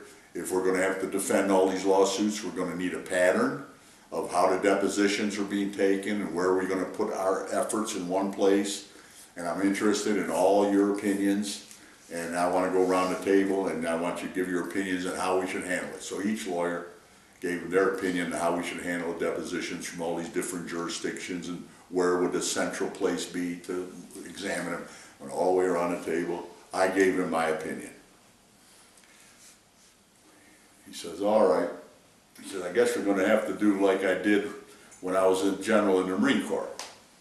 Well, nobody knew what he was talking about. You know, he said, "When I was a general," he said, "and whenever I had a problem, and he said, I called a sergeant. I called a Marine sergeant, and I would talk to him, and he always never gave me bad advice. And I'm going to follow that right now." And nobody knows what he's talking about.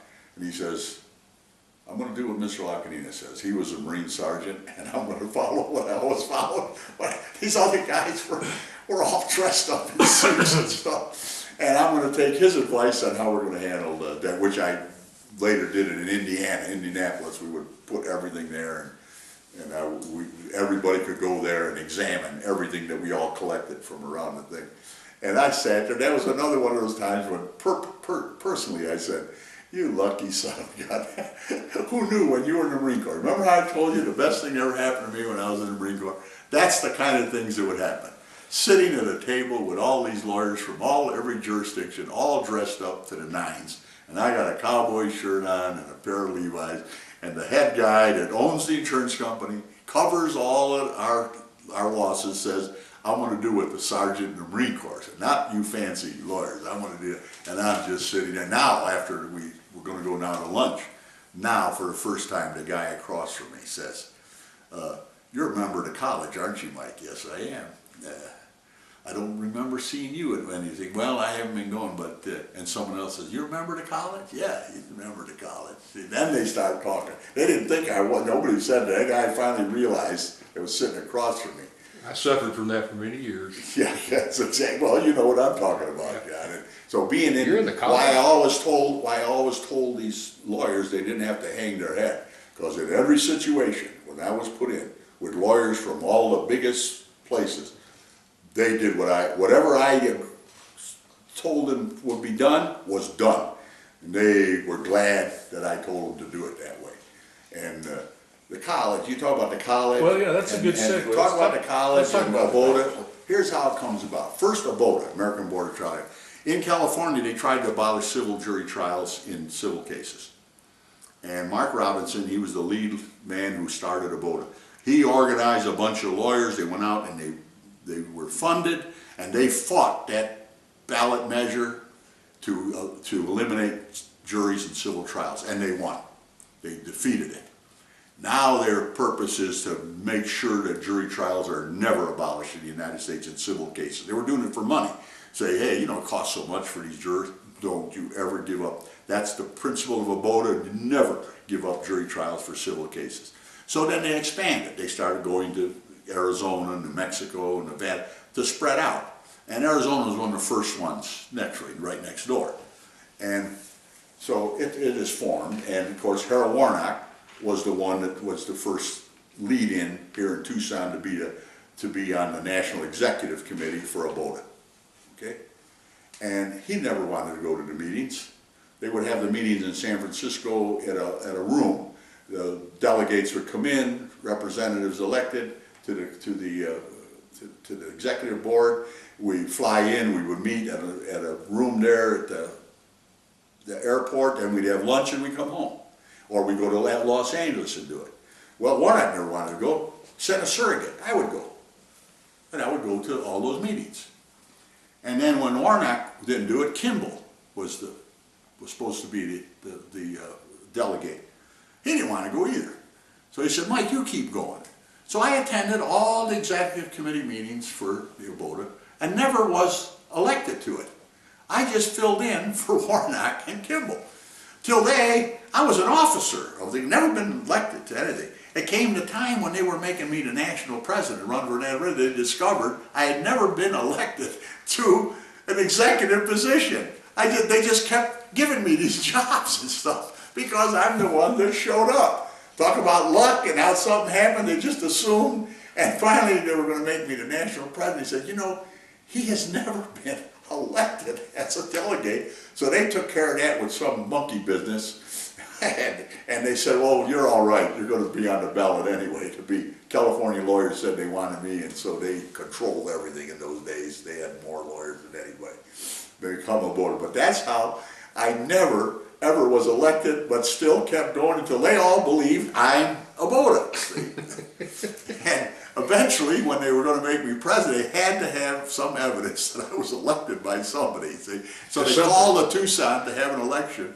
They all called me, the lawyers. Say, what is this? What's this thing about election? You know, you always vote for everybody here in town. I said, well, you got to vote for me, otherwise they can't be national president. So that was a funny thing with ABOTA. And of course, when I was national president, I had a budget of about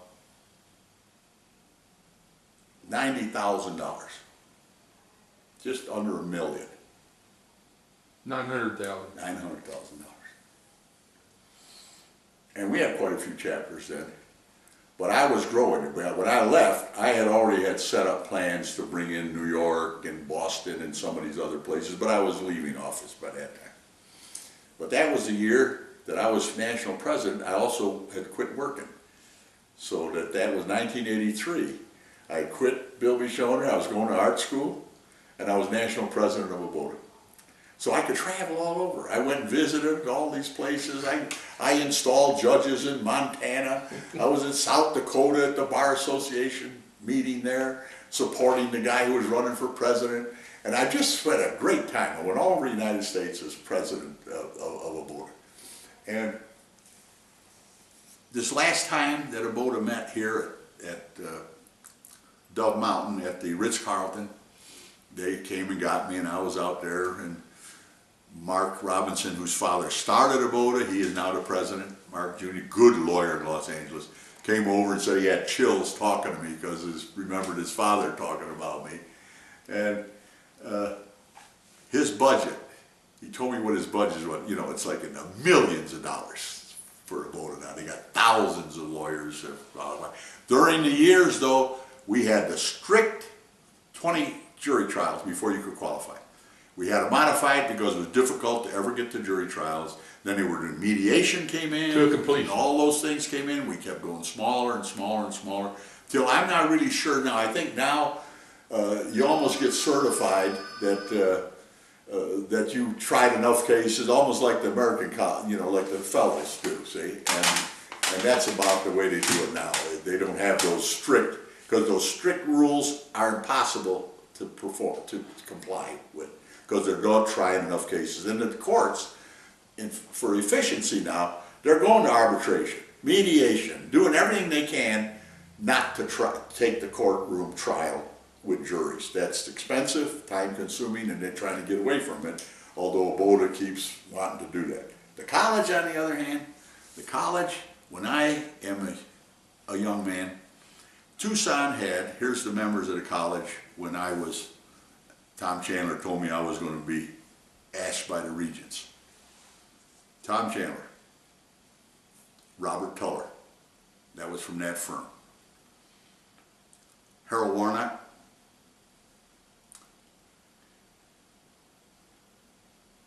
Ralph Bilby, that's 4.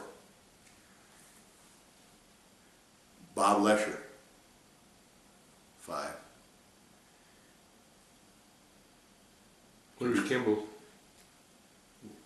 He was later. Kimball came up from, he wasn't here, he was in Bisbee. Bisbee, yeah. See, now later he came up here, but he wasn't in the ones here in Tucson.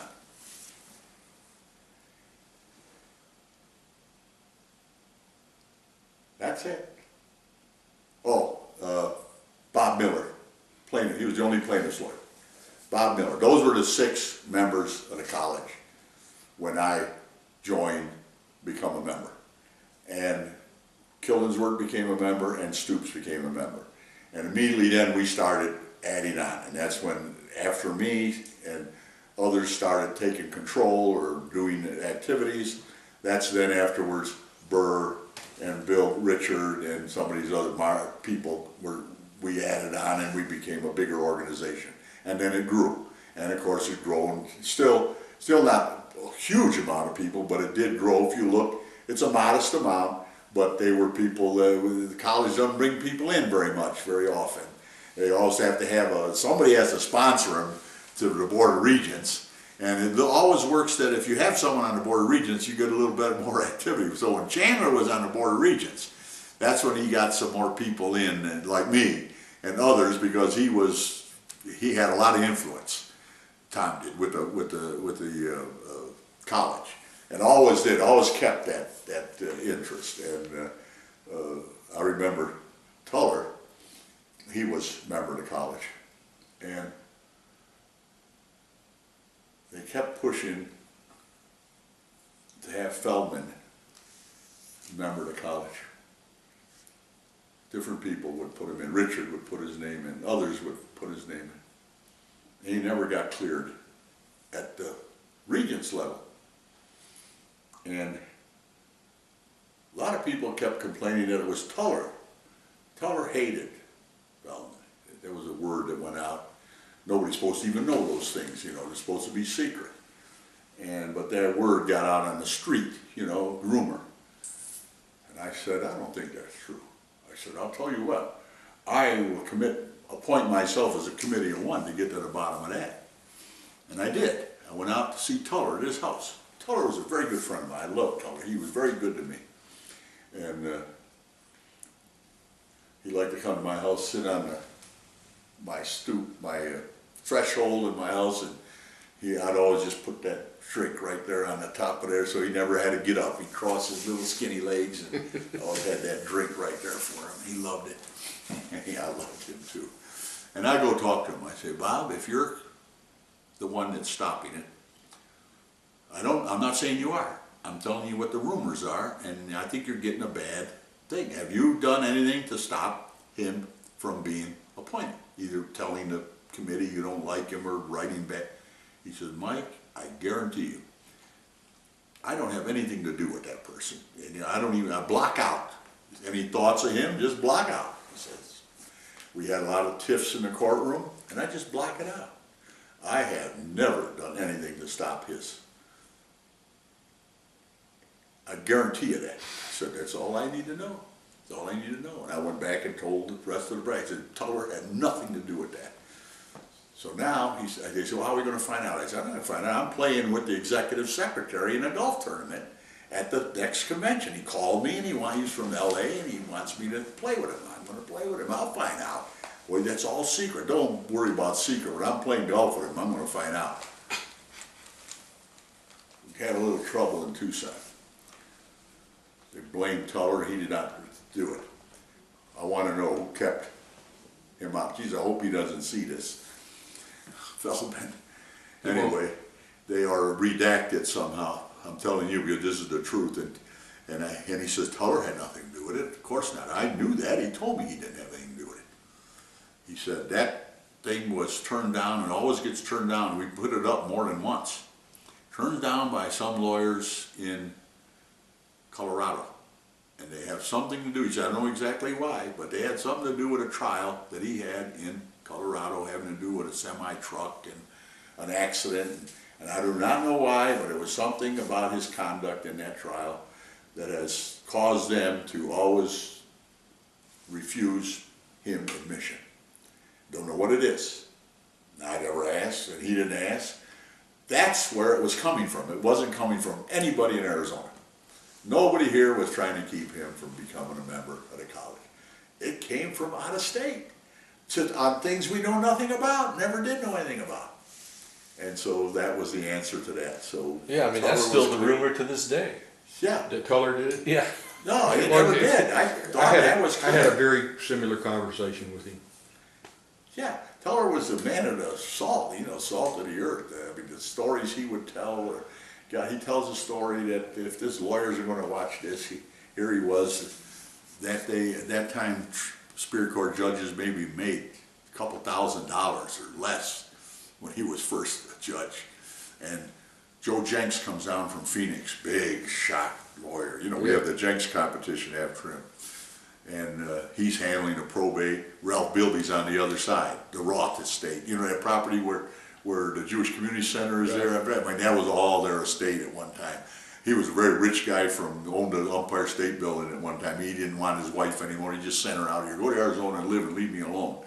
And so she lived here. We had lots of money, and Ralph took care of that estate. And when she died, there was lots of money involved, and there was people fighting over it. And Jenks had a lot of the children that were fighting it, and Ralph had the estate.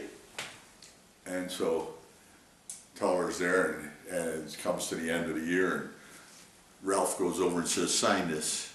What is it? He says, it's a prepayment, part payment on my attorney's fee on this estate. Tuller looks at it and says, have you talked to Joe Jenks about this? He don't care. This is just a partial payment I want now. Tuller says, well, I feel bad about it. I'm not going to sign it until I talk to Joe. He said, well, call him up. So Tuller tells this story. So I called Joe Jenks up. I said, Joe, Ralph Bilby's here sitting in my office, and he has an order here for me to sign for his temporary payment of attorney's fees. Attorney's fees while the case is still, the probate's still going. An advance payment. And Joe Jenks says, that son of a why is he doing that? You know, he didn't even do me the courtesy of calling, and didn't say, you know, he's just ranting about the X-Party. He knows better than X-Party things. I'm so surprised that he even did that, you know, blah, blah, blah. And then he says, how much is it for? And Teller says, $30,000. Joe says, oh, is that all? He says, oh, go ahead and sign it. That's all right. And Teller, he's making like $3,500. $30,000? Oh, that's okay. Is that all? Go ahead and sign it. And Teller loved to tell that story. He was a great guy. Let me ask you this. One of the problems, well, I've only been in the college since '91, and one of the problems that I've watched, and everybody else has too, is the same problem you talked about with the Aboda situation. And that is that there are just not very many young trial lawyers anymore that try cases. It's always been the case, John. That's why there is a setup, there is a procedure in the college that they had to use they didn't have to, they almost were going to use that in Arizona until the young guys came in and we started adding people, okay? But New Mexico, they hadn't let anybody in for years.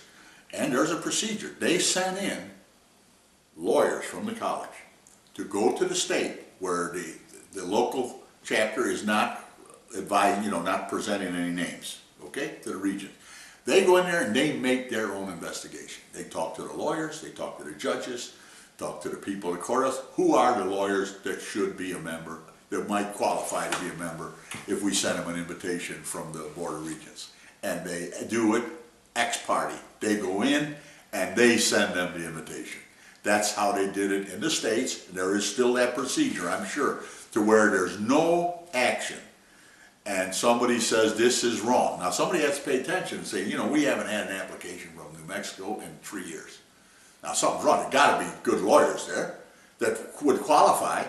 Go find out. They send people in to find out. Well, what I'm referring to though, Mike, or trying to address is, or get you to address is, the way the system, the way the legal practice has changed so very much that there's just not very many trials, and young people, young lawyers, I mean, I listened to your story about. Here's what you have to recognize, John, is what Aboda had to recognize. We now, in trying to get people qualified, we recognize administrative lawyers that practice administratively. Hell, in administration, they might be 3 months in a hearing.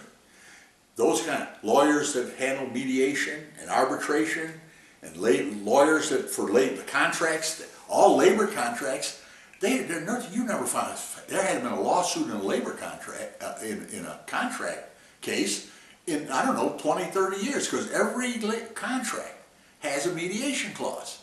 You have to mediate. Right. See? So that ended any courtroom involvement. Well, this is done more and more. Stock exchange, you buy stock, you don't even fear no lawsuit against stockbrokers. Right. That's in your agreement when you buy stock and on this American Stock Exchange or Wall Street. You have to mediate that or arbitrate it. And that ended, and that is what's happening. So now somebody has to recognize that in those hearings, there's lawyers there that are actually carrying the load. They're arguing, their lawyer may be sitting as a mediator or an arbitrator, there are lawyers representing the clients. That lawyer might be doing heavy, heavy work for millions of dollars, has to be recognized by these trial associations. Aboda, the Trial Lawyers of America, okay? The college, fellows of the American College, have to recognize those lawyers should be members and not just look to trial lawyers, quote, quote, quote, stand in the courtroom, argue to a jury, argue to a judge, because they are being eliminated by the rules of court.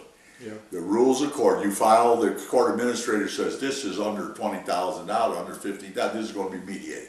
This is going to be arbitrated. You file an appeal with the Court of Appeals in Tucson, now they go, there's a mediator. Before they even get going, you want a mediation? They mediate, don't even argue there. You know, and that's... Is that what you're saying is that the college has to change in terms of... Have to recognize these other people, these lawyers, are appearing before forums where they're doing the same hard labor work that you did in a trial. You got witnesses, they're presenting evidence, and they're trying to get a result for their client. And these are hearings before corporation commissions, before health boards, before, you know, the hospital board.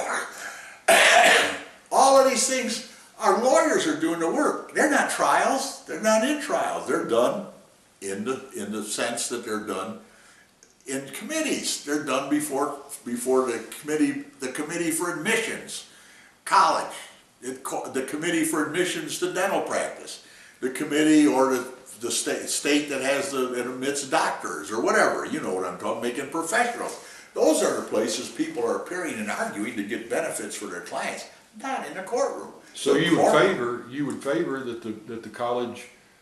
Oh, It's absolutely. not a matter of lowering, it's a matter of Absolutely. changing the The standards. college, ABOTA's doing it, the college, these are organizations that recognize trial work, have to recognize lawyers are doing as much and some more than we used to do with the trial of a case before a jury and a judge, because those are fading out. Those are fading out. So they're you don't- still there, but they're fading, see? The only people that Otherwise, try a lot of cases now otherwise are you become extinct. prosecutors. So you become extinct. Prosecutors, we started letting prosecutors into college here in Arizona. You know, that started with when somebody said, hey, how come a defense lawyer, not a civil defense lawyer, so how come a defense lawyer like Bob Hirsch, he wins every damn case, he's a hell of a lawyer, why isn't he among us lawyers that claim to be trial lawyers? Why is he on the outside of that? So he does criminal law. That's when this started. Even here in Arizona, we started, maybe one of the first, started letting criminal lawyers. So why Picaretta's in there now, that's why Hirsch is in there, that's why other defense lawyers have joined our college, because we recognize that a criminal lawyer that's a prosecutor, state prosecutor handling the cases for the Attorney General's office, millions of dollars of bond work, construction work, highway development, not a member of the college. Why not? He's as important and as hell of a lawyer as we were. You just can't make a rule that says, no, you only have to be a trial in court, call the jury case. That is being excluded. It's being written out by finances, by the courts not wanting to build the necessary courts, the number of judges that are required, and going to some alternate way. But you got to recognize the men that are doing that work. They're as much a lawyer as anybody as we were. The forum has changed. Right. The forum has changed, and you got to recognize those people are doing the same work in that forum. So you recognize the forum, and then they will be eligible, or should be eligible, for the college, for ABOTA, or any other trial organization that says we pride ourselves on being trial lawyers as opposed to probate lawyers and all these other kind of lawyers. We're trial lawyers.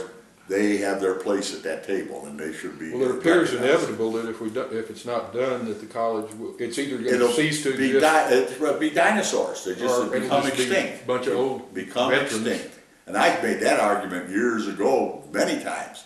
We're just going to be extinct when there's no action in a particular place. And I would go to a state and say, hey, you guys better get off your duff, because we're going to send someone in, but better you do it yourselves, you know, who you think you should have, because otherwise we're just going to stand still and not grow. So you have to meet the times. And when they couldn't try the cases, that was a bad test to see who tried the cases when there were none to be tried. You just ended up with nobody qualifying. So you were cutting the neck off. Mike, earlier you made some reference to being in meetings with these fancy lawyers from all over the country, and Always, yes. and that if and when they determined you were a member of the college, it all of a sudden gave you credibility. Oh yeah, absolutely, absolutely. What else is being a member of the college has meant to you?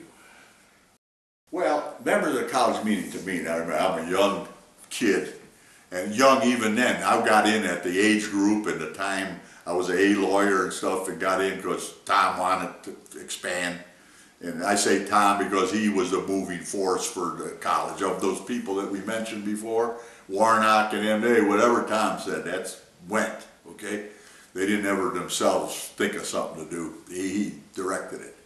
And so once, I lost my train of thought. I'm sorry. That's all right. It's been a long session. What? What is it, like, what else did it mean to you? Oh, What did you get out of it? so here as a young person, what I get out of it, here are the people when I would have a conference, I would be the youngest one and I'd have a meeting in Scottsdale for the whole state, the state meeting. I would do the work, buy the booze, have the rooms, you know, set up so that they could send the information out. We're having a conference, a meeting, the annual meeting or the spring meeting. Sometimes a national would come in, an officer, and we would have a meeting at a place, set it all up. Here am I. I'm sitting there with Mark Wilmer. I'm sitting there with the head honcho from Flagstaff.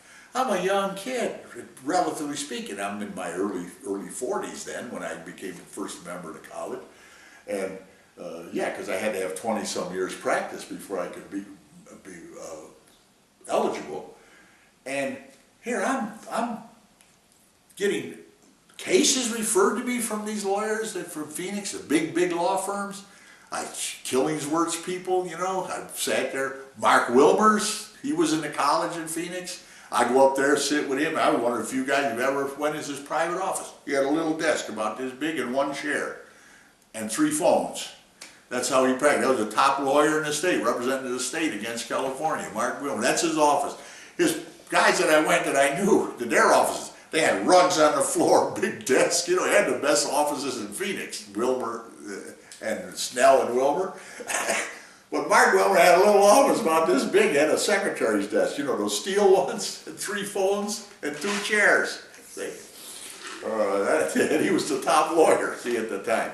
When I got out of college, I met every one of those guys sitting across the table like this, having dinner, having cocktails, enjoying their company, playing golf with them. You know, get to play golf with Cal Udall from that firm, the guys from the big tall guy, what was his name? Cal partner.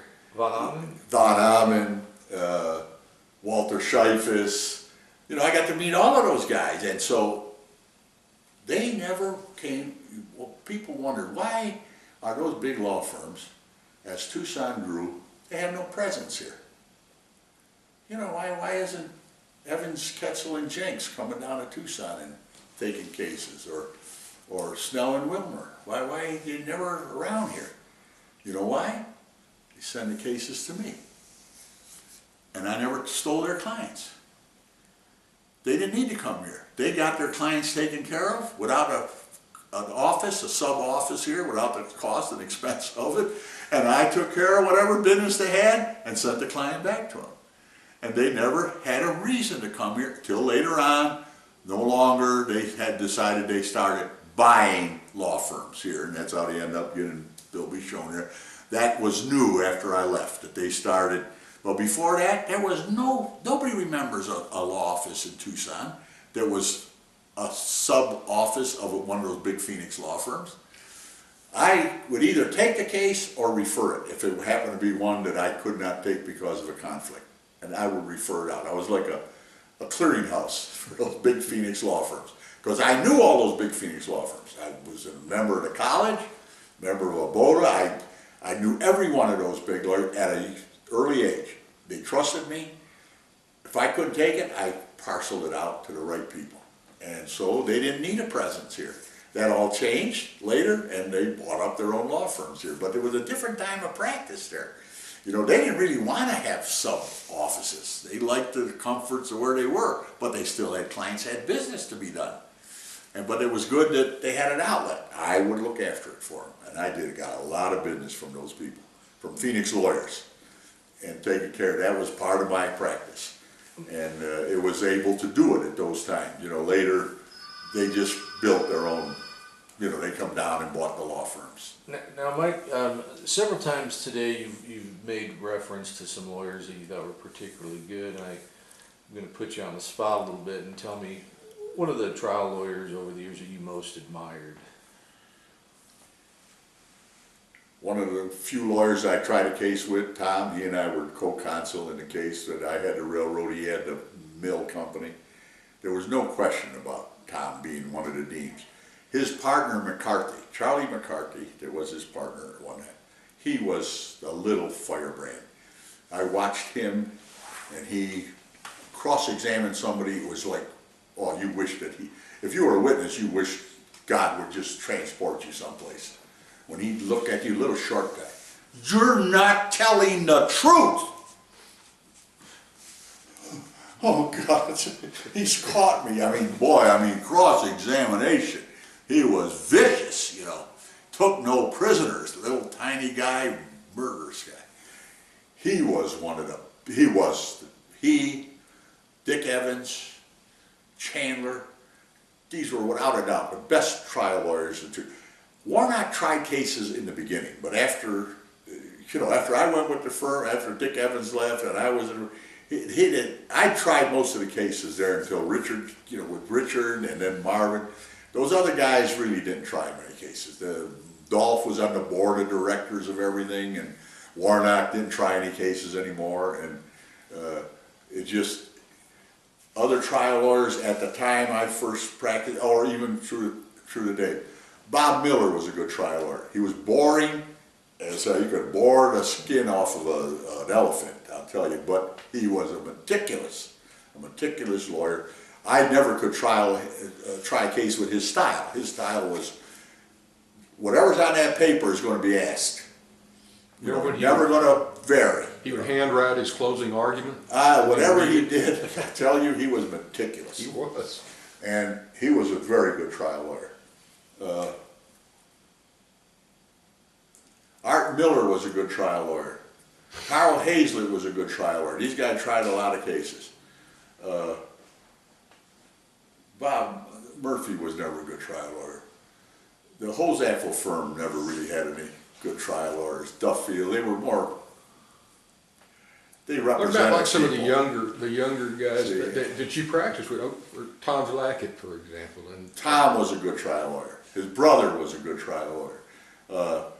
Browning was a good trial lawyer before he went on the bench. We were a bunch of young guys at the same time. Browning, Zlakic.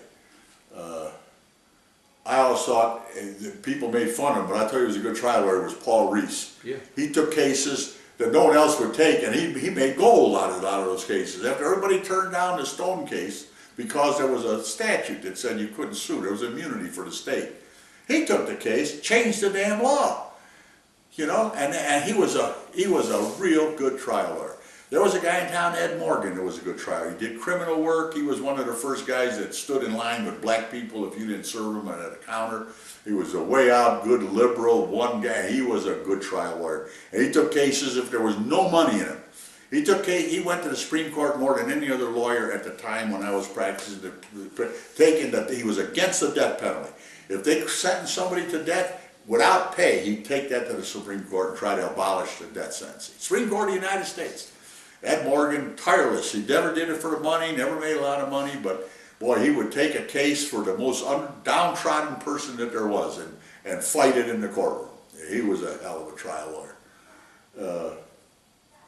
Of course, Tom and Tuller in his own way was a good trial lawyer. I say his way because he had a certain pattern.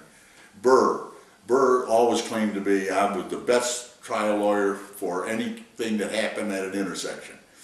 You heard him say that many, many times. Somebody say, well, what about this case? He said, Burr would say, did it happen at an intersection? They say, no. He said, I know nothing about it. Don't tell me, don't ask me no questions if it didn't happen at an intersection. He said, I'm a one trial case lawyer. See? And he never avowed to take credit for any other kind of trials. Just, he said, at the intersection, I'm your man. Who else in that? Red Hair was a good trial lawyer. Red Hair was a good trial lawyer when he started out. And I say when he started out because later he started losing his hearing somewhere along the line, and it affected, I think, some of his ability. Because he didn't hear something, and not because of his being a legal ability, not being trained or anything like that. I thought his effectiveness was lost, but Red Hair was a good trial lawyer. And he spoke words his own way, but he was effective, very effective trial lawyer. Art Miller was a good trial lawyer. On the plaintiff side, Miller was a good trial lawyer. Dale Harrelson was a good trial lawyer on the plaintiff side. His partner Maury was pretty good. And Knurk always had a good business, but he wasn't a good trial lawyer, but he always had good clients and good business. See? Knurk, he Talk kept about it, a lucky guy. he kept it all together, see? But he never professed to be a good trial lawyer, but he was a hell of a good business getter, and he just knew how to get along with everybody. And so I'd say he was one of the good lawyers. The ones that were working in the courtroom as trial lawyers, Briney was a good trial lawyer.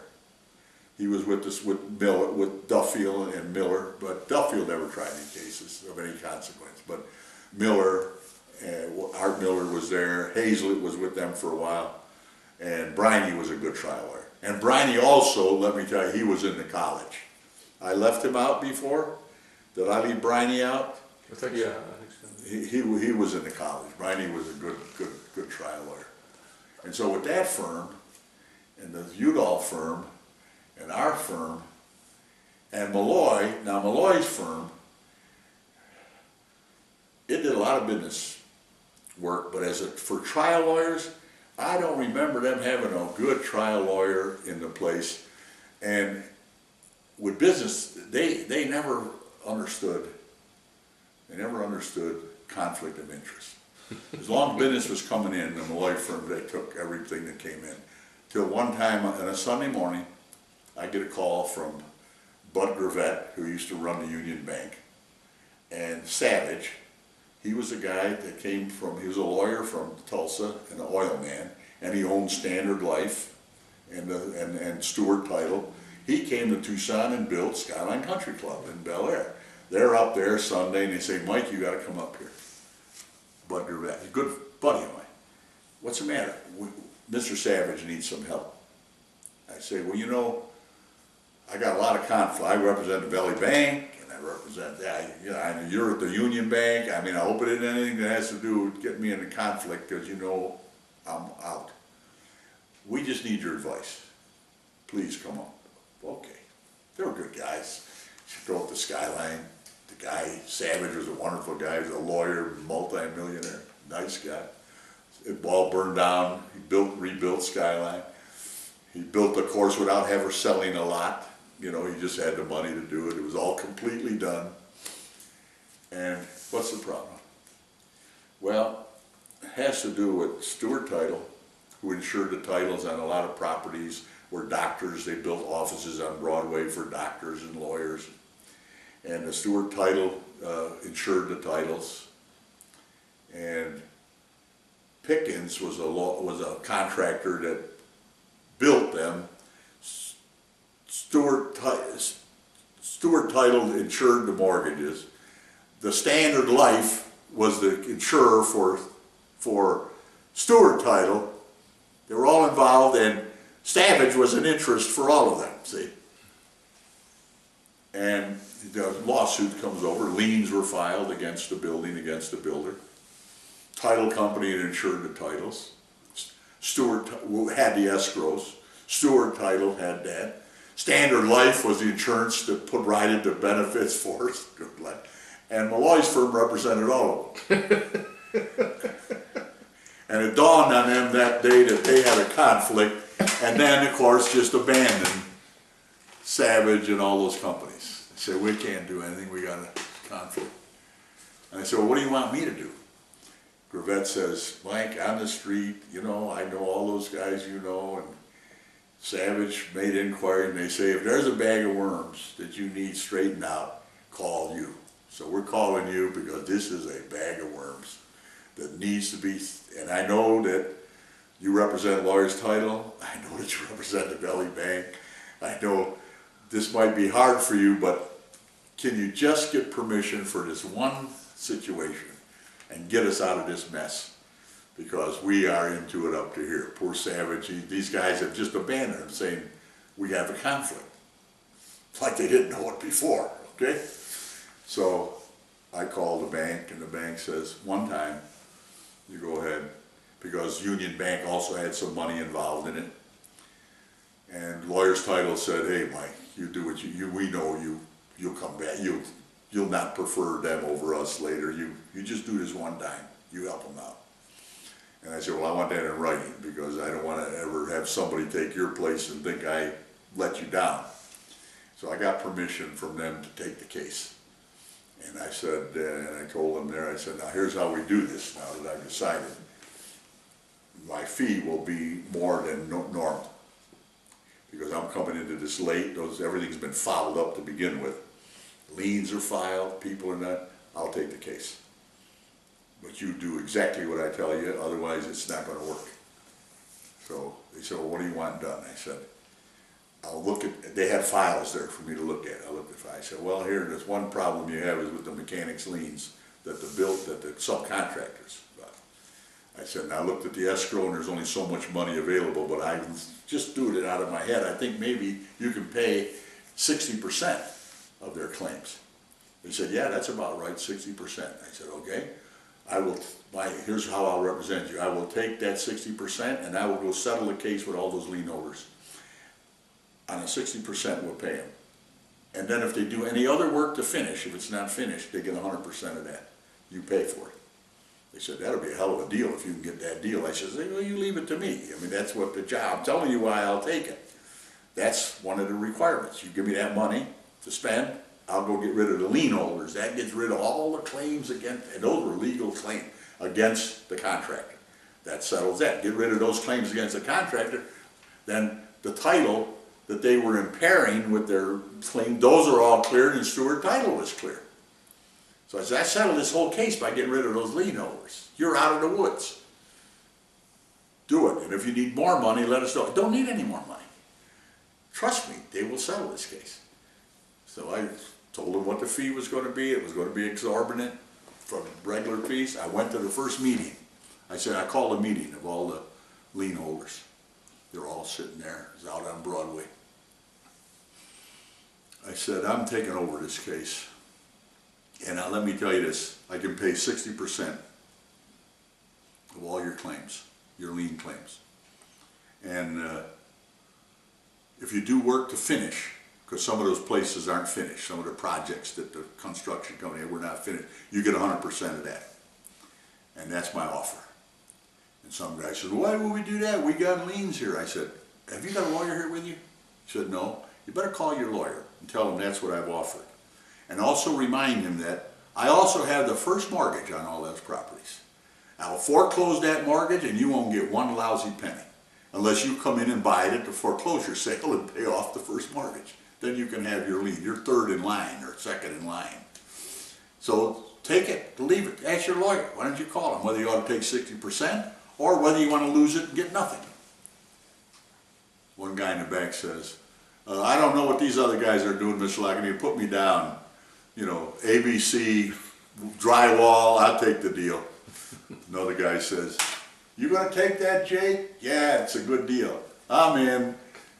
That was the end of that. The case was over. I only went to one meeting, called up Gravette and Savage, says it's all done. Now I've got to pay, I need the money to pay these guys, you know, tell this escrow guy, pay all these guys their 60% on their claim and 100% if they still have to finish it, and the case was over. And Savage then, God bless him, he was a lawyer and a businessman and an oil man. He called me and said, how did you do it? I said, it's just simple logic. Nobody's going to turn down 60% of their money as opposed to losing it, to being wiped out in a foreclosure. And those were good days, you know, practice. I loved to practice law. There was always got involved in cases. Why, I don't know, but I get involved in little cases like that were fun, you know, to do. You know, Chandler called me one time, Tom, who I would have done anything for him. He helped my career so much. Call up and say, my brother and I got a little problem, Mike. What's the problem? Well, we got some stockholders in this company that they had. They were heating or cooling, I forget now exactly what it was. And we need you to represent us in this case, which I did, took care of it all. He always gave me business, Tom. He always had somebody, you know, he was involved with these people, you know, the Detroit gang and someone else.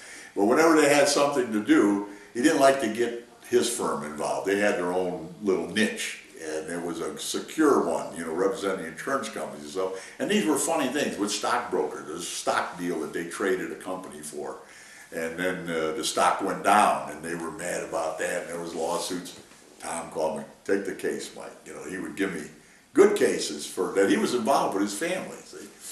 And they were interesting, fun, you know, to do. They were never run-of-the-mill cases. I had a lot of bizarre cases that people referred to me that made it fun to practice law. I enjoyed every minute practicing law. You know, Mike, we haven't, we've covered most of your career, and we don't have tons of time left, but we haven't touched upon your career as bench. You alluded to it earlier. You left the practice. Here's how I get on the bench. Okay? Our school, and you applied for Division II of the Court of Appeals. Tell us about that. Here's how I get on the bench. Division I, because I had retired, you remember, and I was at art school. Division I, the courts there, 5 divisions, they were frequently known to uphold a judgment that was on appeal where there was trial error and prejudice, where the trial court's action prejudiced their verdict. And they were always known, famous for never accepting that argument and saying, oh, there was error, but it was harmless. They were known for the harmless error. And the trial judges, lawyers, were giving up to here with it. And they were starting, now we only had 3 judges down here, but they were kind of getting that way too, that why reverse it? It was error, admitting it in the opinion, but it was harmless. So they said, you know, there's going to be a whole new division. 3 judges are going to be appointed. Babbitt's going to have 3 appointments. We think we can get you one of those appointments. We need a trial lawyer. There is not a trial lawyer on the bench.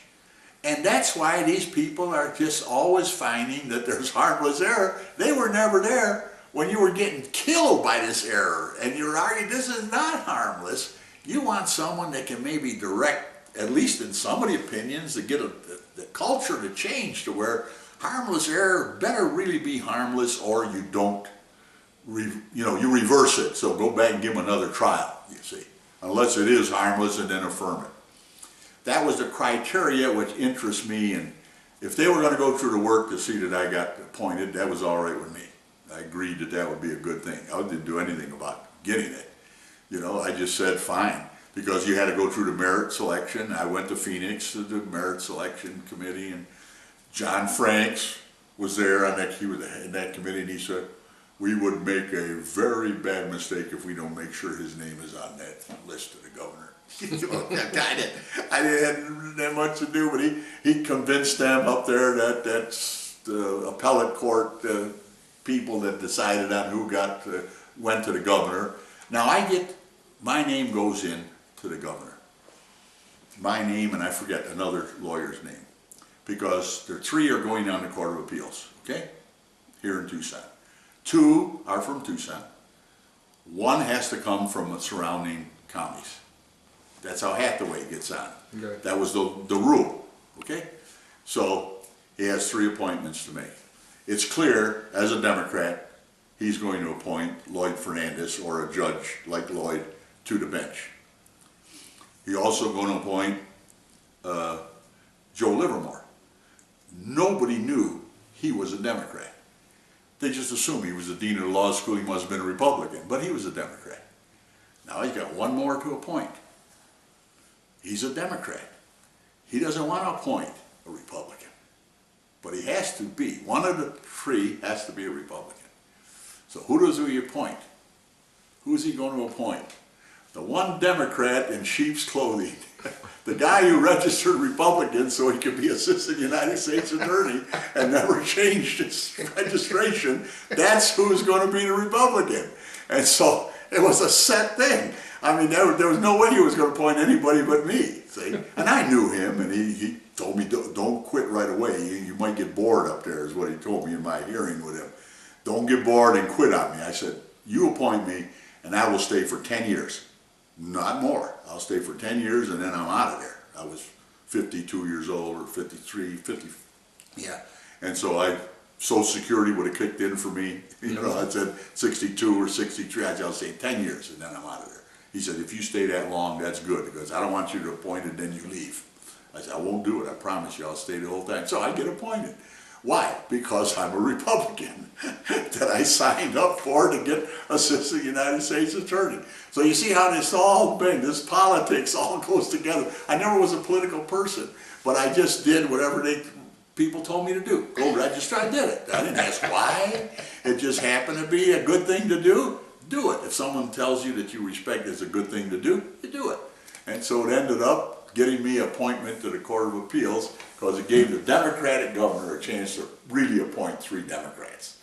I'm gonna, you know, we don't have a lot of time. I'm gonna want to ask you, Scotia, about the what it was like on the bench, but to make sure we have it in there, there's the precious story about you smoking a cigarette out on the bench outside the Court of Appeals, and the Phoenix lawyers Right, kind of. when the law came down that they wanted to ban smoking in the state building, of course our office is the state building, and I had to sign the order, no smoking in the state building. Well, a lot of people smoke there, so I had Lino put out a picnic table right out there on Congress, so the workers and everybody, including me and others, could go down there and smoke a cigarette. So I'm down there smoking a cigarette like this, because when I went on the bench, I just put the robe on. Underneath, I had my golf clothes and stuff on. I never wore a coat or anything like that when I was a judge.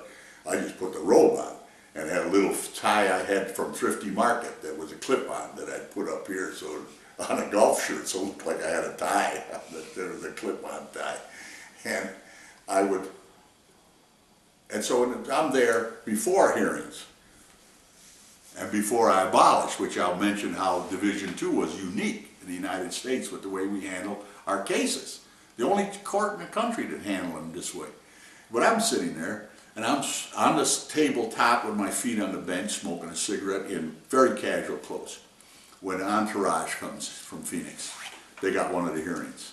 They got their briefcases and the lawyer. I don't know how many lawyers, they're going to get 20 minutes. They brought enough lawyers for a week trial.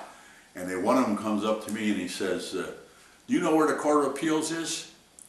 And I looked at him and I said, it's around here someplace, I know that, but in here by an elevator is a board and a schedule. I'm sure you'll find where it is. I said, are you guys lawyers? And he says, yes, we are. Wow, I said, I hope your client doesn't find out he hired lawyers, don't know where the courthouse is.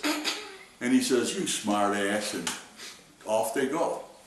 I finished my cigarette, went up the elevator, got my robe on. The bell rings, open the door, I'm the first one out. I walk out, that guy's sitting there, he goes like this. Oh.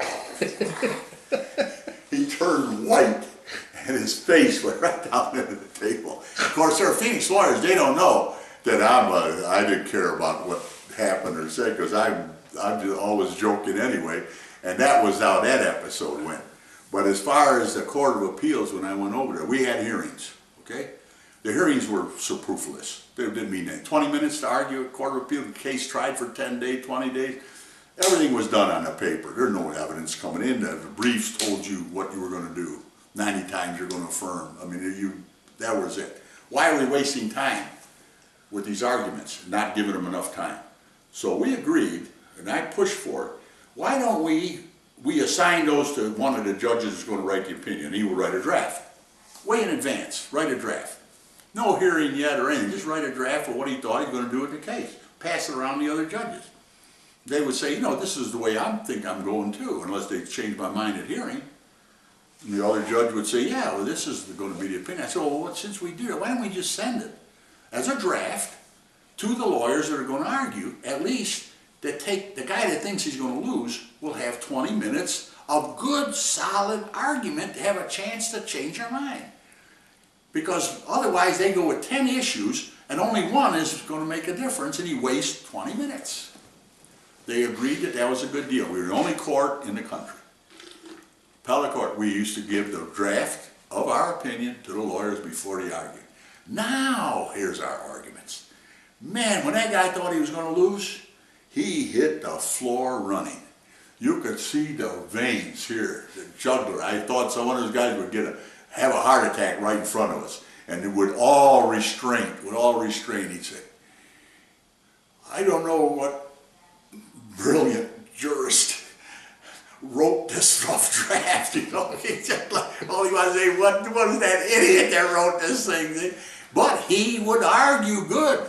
And 25% of the time I kept records before I got off of there, changed the mind of the draft writer. Really, that many? He was able to concentrate on that issue that the draft drew as being the basis for the argument, destroy it. There was nothing else that the court was worried about, and that was his only chance to win.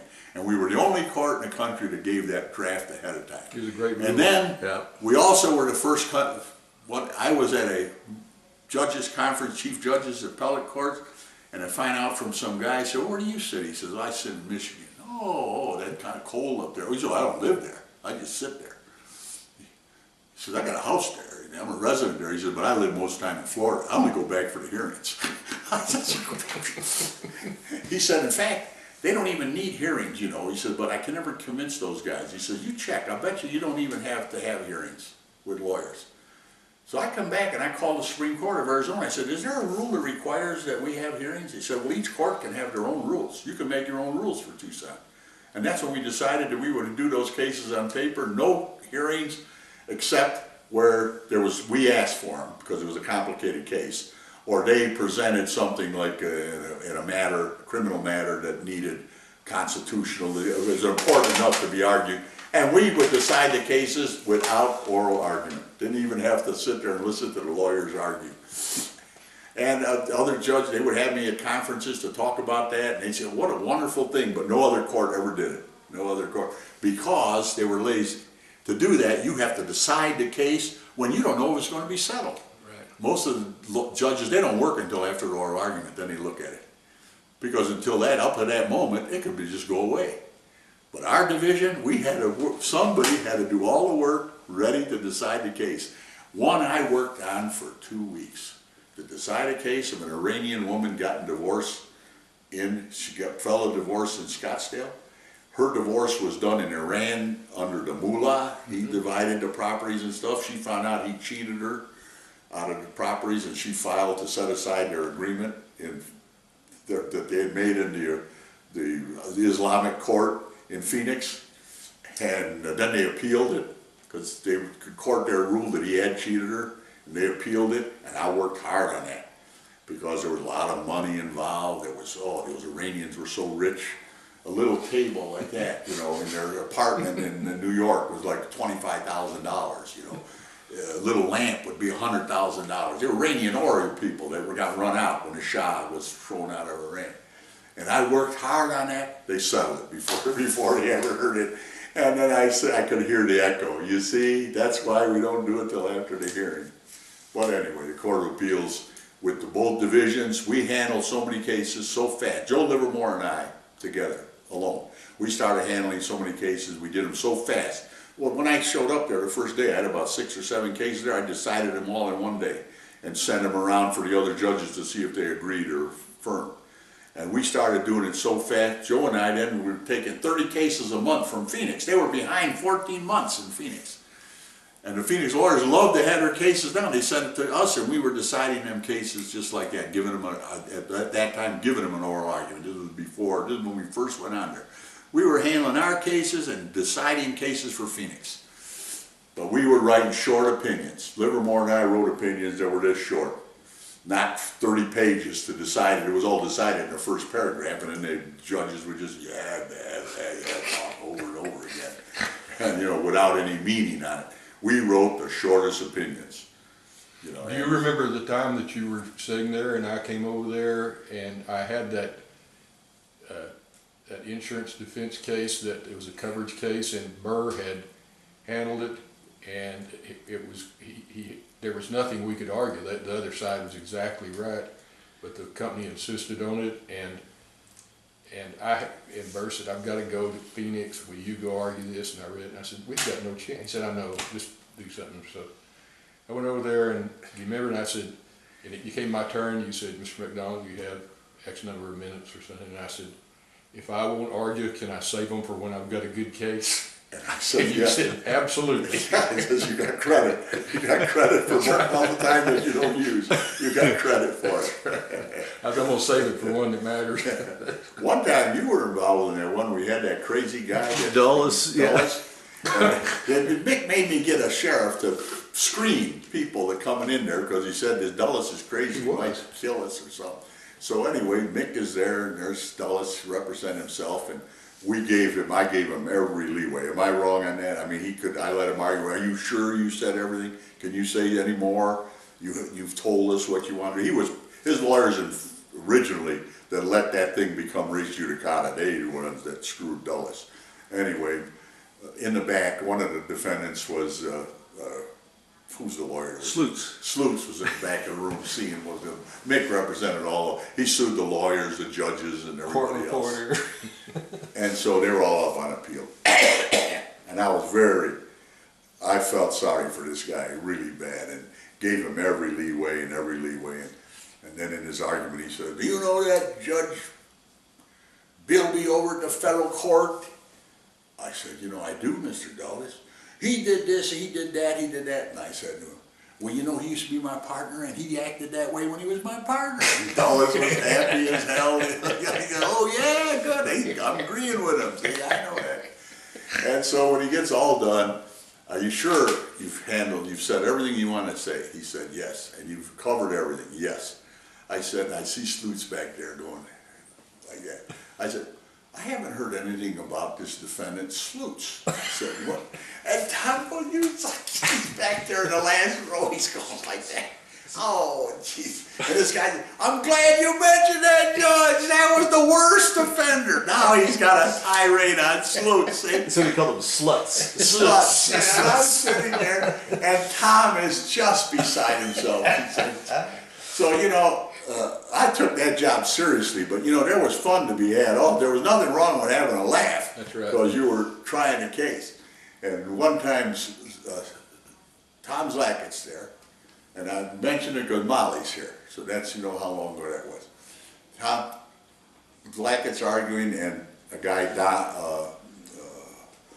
he went to school with us. He was the big quarter-mile runner for Black, somebody named Black. At the U of A, he was a track star, big guy. And they argued in front of me. And when they were done, I had just had news before I went on the bench that Molly was born. Okay? So my first grandchild. So when I get up to leave, I said, I want counsel in my chambers. Zlatkett said, fine. And I left the bench, and Black says to him, what do you think he wants? What did we do wrong? He said, we didn't do nothing wrong. He just wants to see us, though. What are you getting all upset for? Well, the judge doesn't usually do that. Let's just go. So Black goes over and asks the bailiff, what do you want? What does he want? I don't know. He just said, go to his room. So, boy, they come up, they sit in my room. Connie says, Zlackett and this Black are there. I said, have them come in. They sit in my room. I said, I want you guys to join me. And I pulled out, I had a bottle of Chivas Regal. Pulled out 3 glasses. I said, I want you to toast with me. I am now a grandfather. we had a nice drink. Tom was happy, and I told him about my granddaughter. So they leave. As they're going, to show you the difference between a Phoenix mentality and a Tucson mentality. They're leaving. Tom's happy, he tells Connie, hey, Mike's the grandfather now. As they're going down the elevator, Black, I forget his first name, Rick Black. Rick says to Tom, how long has Mike had that drinking problem? Slack said, what are you talking about? We're celebrating his grandchild. Well, isn't it too early to be drinking? That's the difference between Phoenix lawyer thinking and a Tucson lawyer. Well, something was wrong there. Well, anyway. Well, Mike, do you have anything you want to tell any young lawyers out there that might see this tape? Any advice? One thing they should do more of, because they lost it. When I quit practicing law, but I still had a touch with all of my organizations I belonged to. Been national president and member of trial group. I've attended all those meetings as I could until it got so expensive. They started adding in, and I didn't have any fees coming in, and I didn't go to them. But other than that, I had contact with them all. The one thing they quarreled at all the meetings that we went to was, the fighting between lawyers. They were not friends anymore. They were like going in a courtroom and the first thing out of their mouth was criticizing the lawyer, not criticizing the evidence. And that there was no collegial between them, okay? And that was a sad thing to know when lawyers could not argue about a case with their differences, plaintiff, defense lawyer, and then walk out of there and go have a drink or go play golf. I said, this thing, that's the worst thing that I heard of from lawyers that are still practicing. And when I tell them how we used to do it, how we were friendly and still fought good cases, it breaks their heart that it isn't that way again. And it's surprising me, and that's the one thing I would tell the young man. Go back to that day when you could pick up your phone and tell another lawyer, I'm stuck in trial for 2 more days, can I make that answer a few days late? And the guy says yes, and you don't need it in writing, it is all done. When depositions are noticed for Thursday, and Connie calls the lawyer's secretary and says, you know it's Thursday? And they say, oh yes, he's playing golf with Burr, I forgot, we've set it, can we set it another time? Everybody knew we played golf on Thursday. Nobody would set anything. They'd go to court, Robert or Richard, to get an order signed, have the hearing, a temporary restraining order, temporary injunction, Thursday morning. I can't sign that. Why not? Play golf. Mike plays golf on Thursday. I said, now this is the way we practice. And then lawyer would say, forgive me, I forgot. They didn't get angry about it. Forgive me, I forgot. Go back to those days when you were, a young lawyer asking a question and couldn't get the answer I wanted. And Charlie McCarthy, what I told you, one of the best trial lawyers ever, he's waiting for that judge. You know, we only had like 4 judges when I started. They couldn't try their case till the courtroom was open. And he's waiting to try a case. Come here, young man, come here. Always with his fingers. Come here, come here. What did he say? Here's what you're doing wrong. Ask him this question. And he'd tell me what questions to ask. And you won't have, he can't object to those, and you'll get that evidence in. Thank you, Mr. McCarthy. Go in, just like advertised. Judge overruled our objection. In it comes. We end the case so he can get the trial. You see any lawyers step up and help somebody that's trying a case? Never. See, that thing went on. Lawyers help other lawyers. The worst thing we did, though, was we covered for the alcoholics. They would call up and say, I need a continuance, Mike. I can't appear this morning. You know what they were talking about. And you go to the judge and say, you know, so-and-so, he's a little sick, under the weather today. And the judge would say, okay, we'll continue it. Well, that had to end. And then we ended it with making a responsibility that you had to report that guy. We had a system set up in a bar to take care of it, take over his practice, help him, then lose his client, get him treatment. And that was a good thing to happen, but we covered for those guys. It felt like a good thing, but we weren't doing him any favors, see. So that has changed in the law. Well, young lawyers should get along.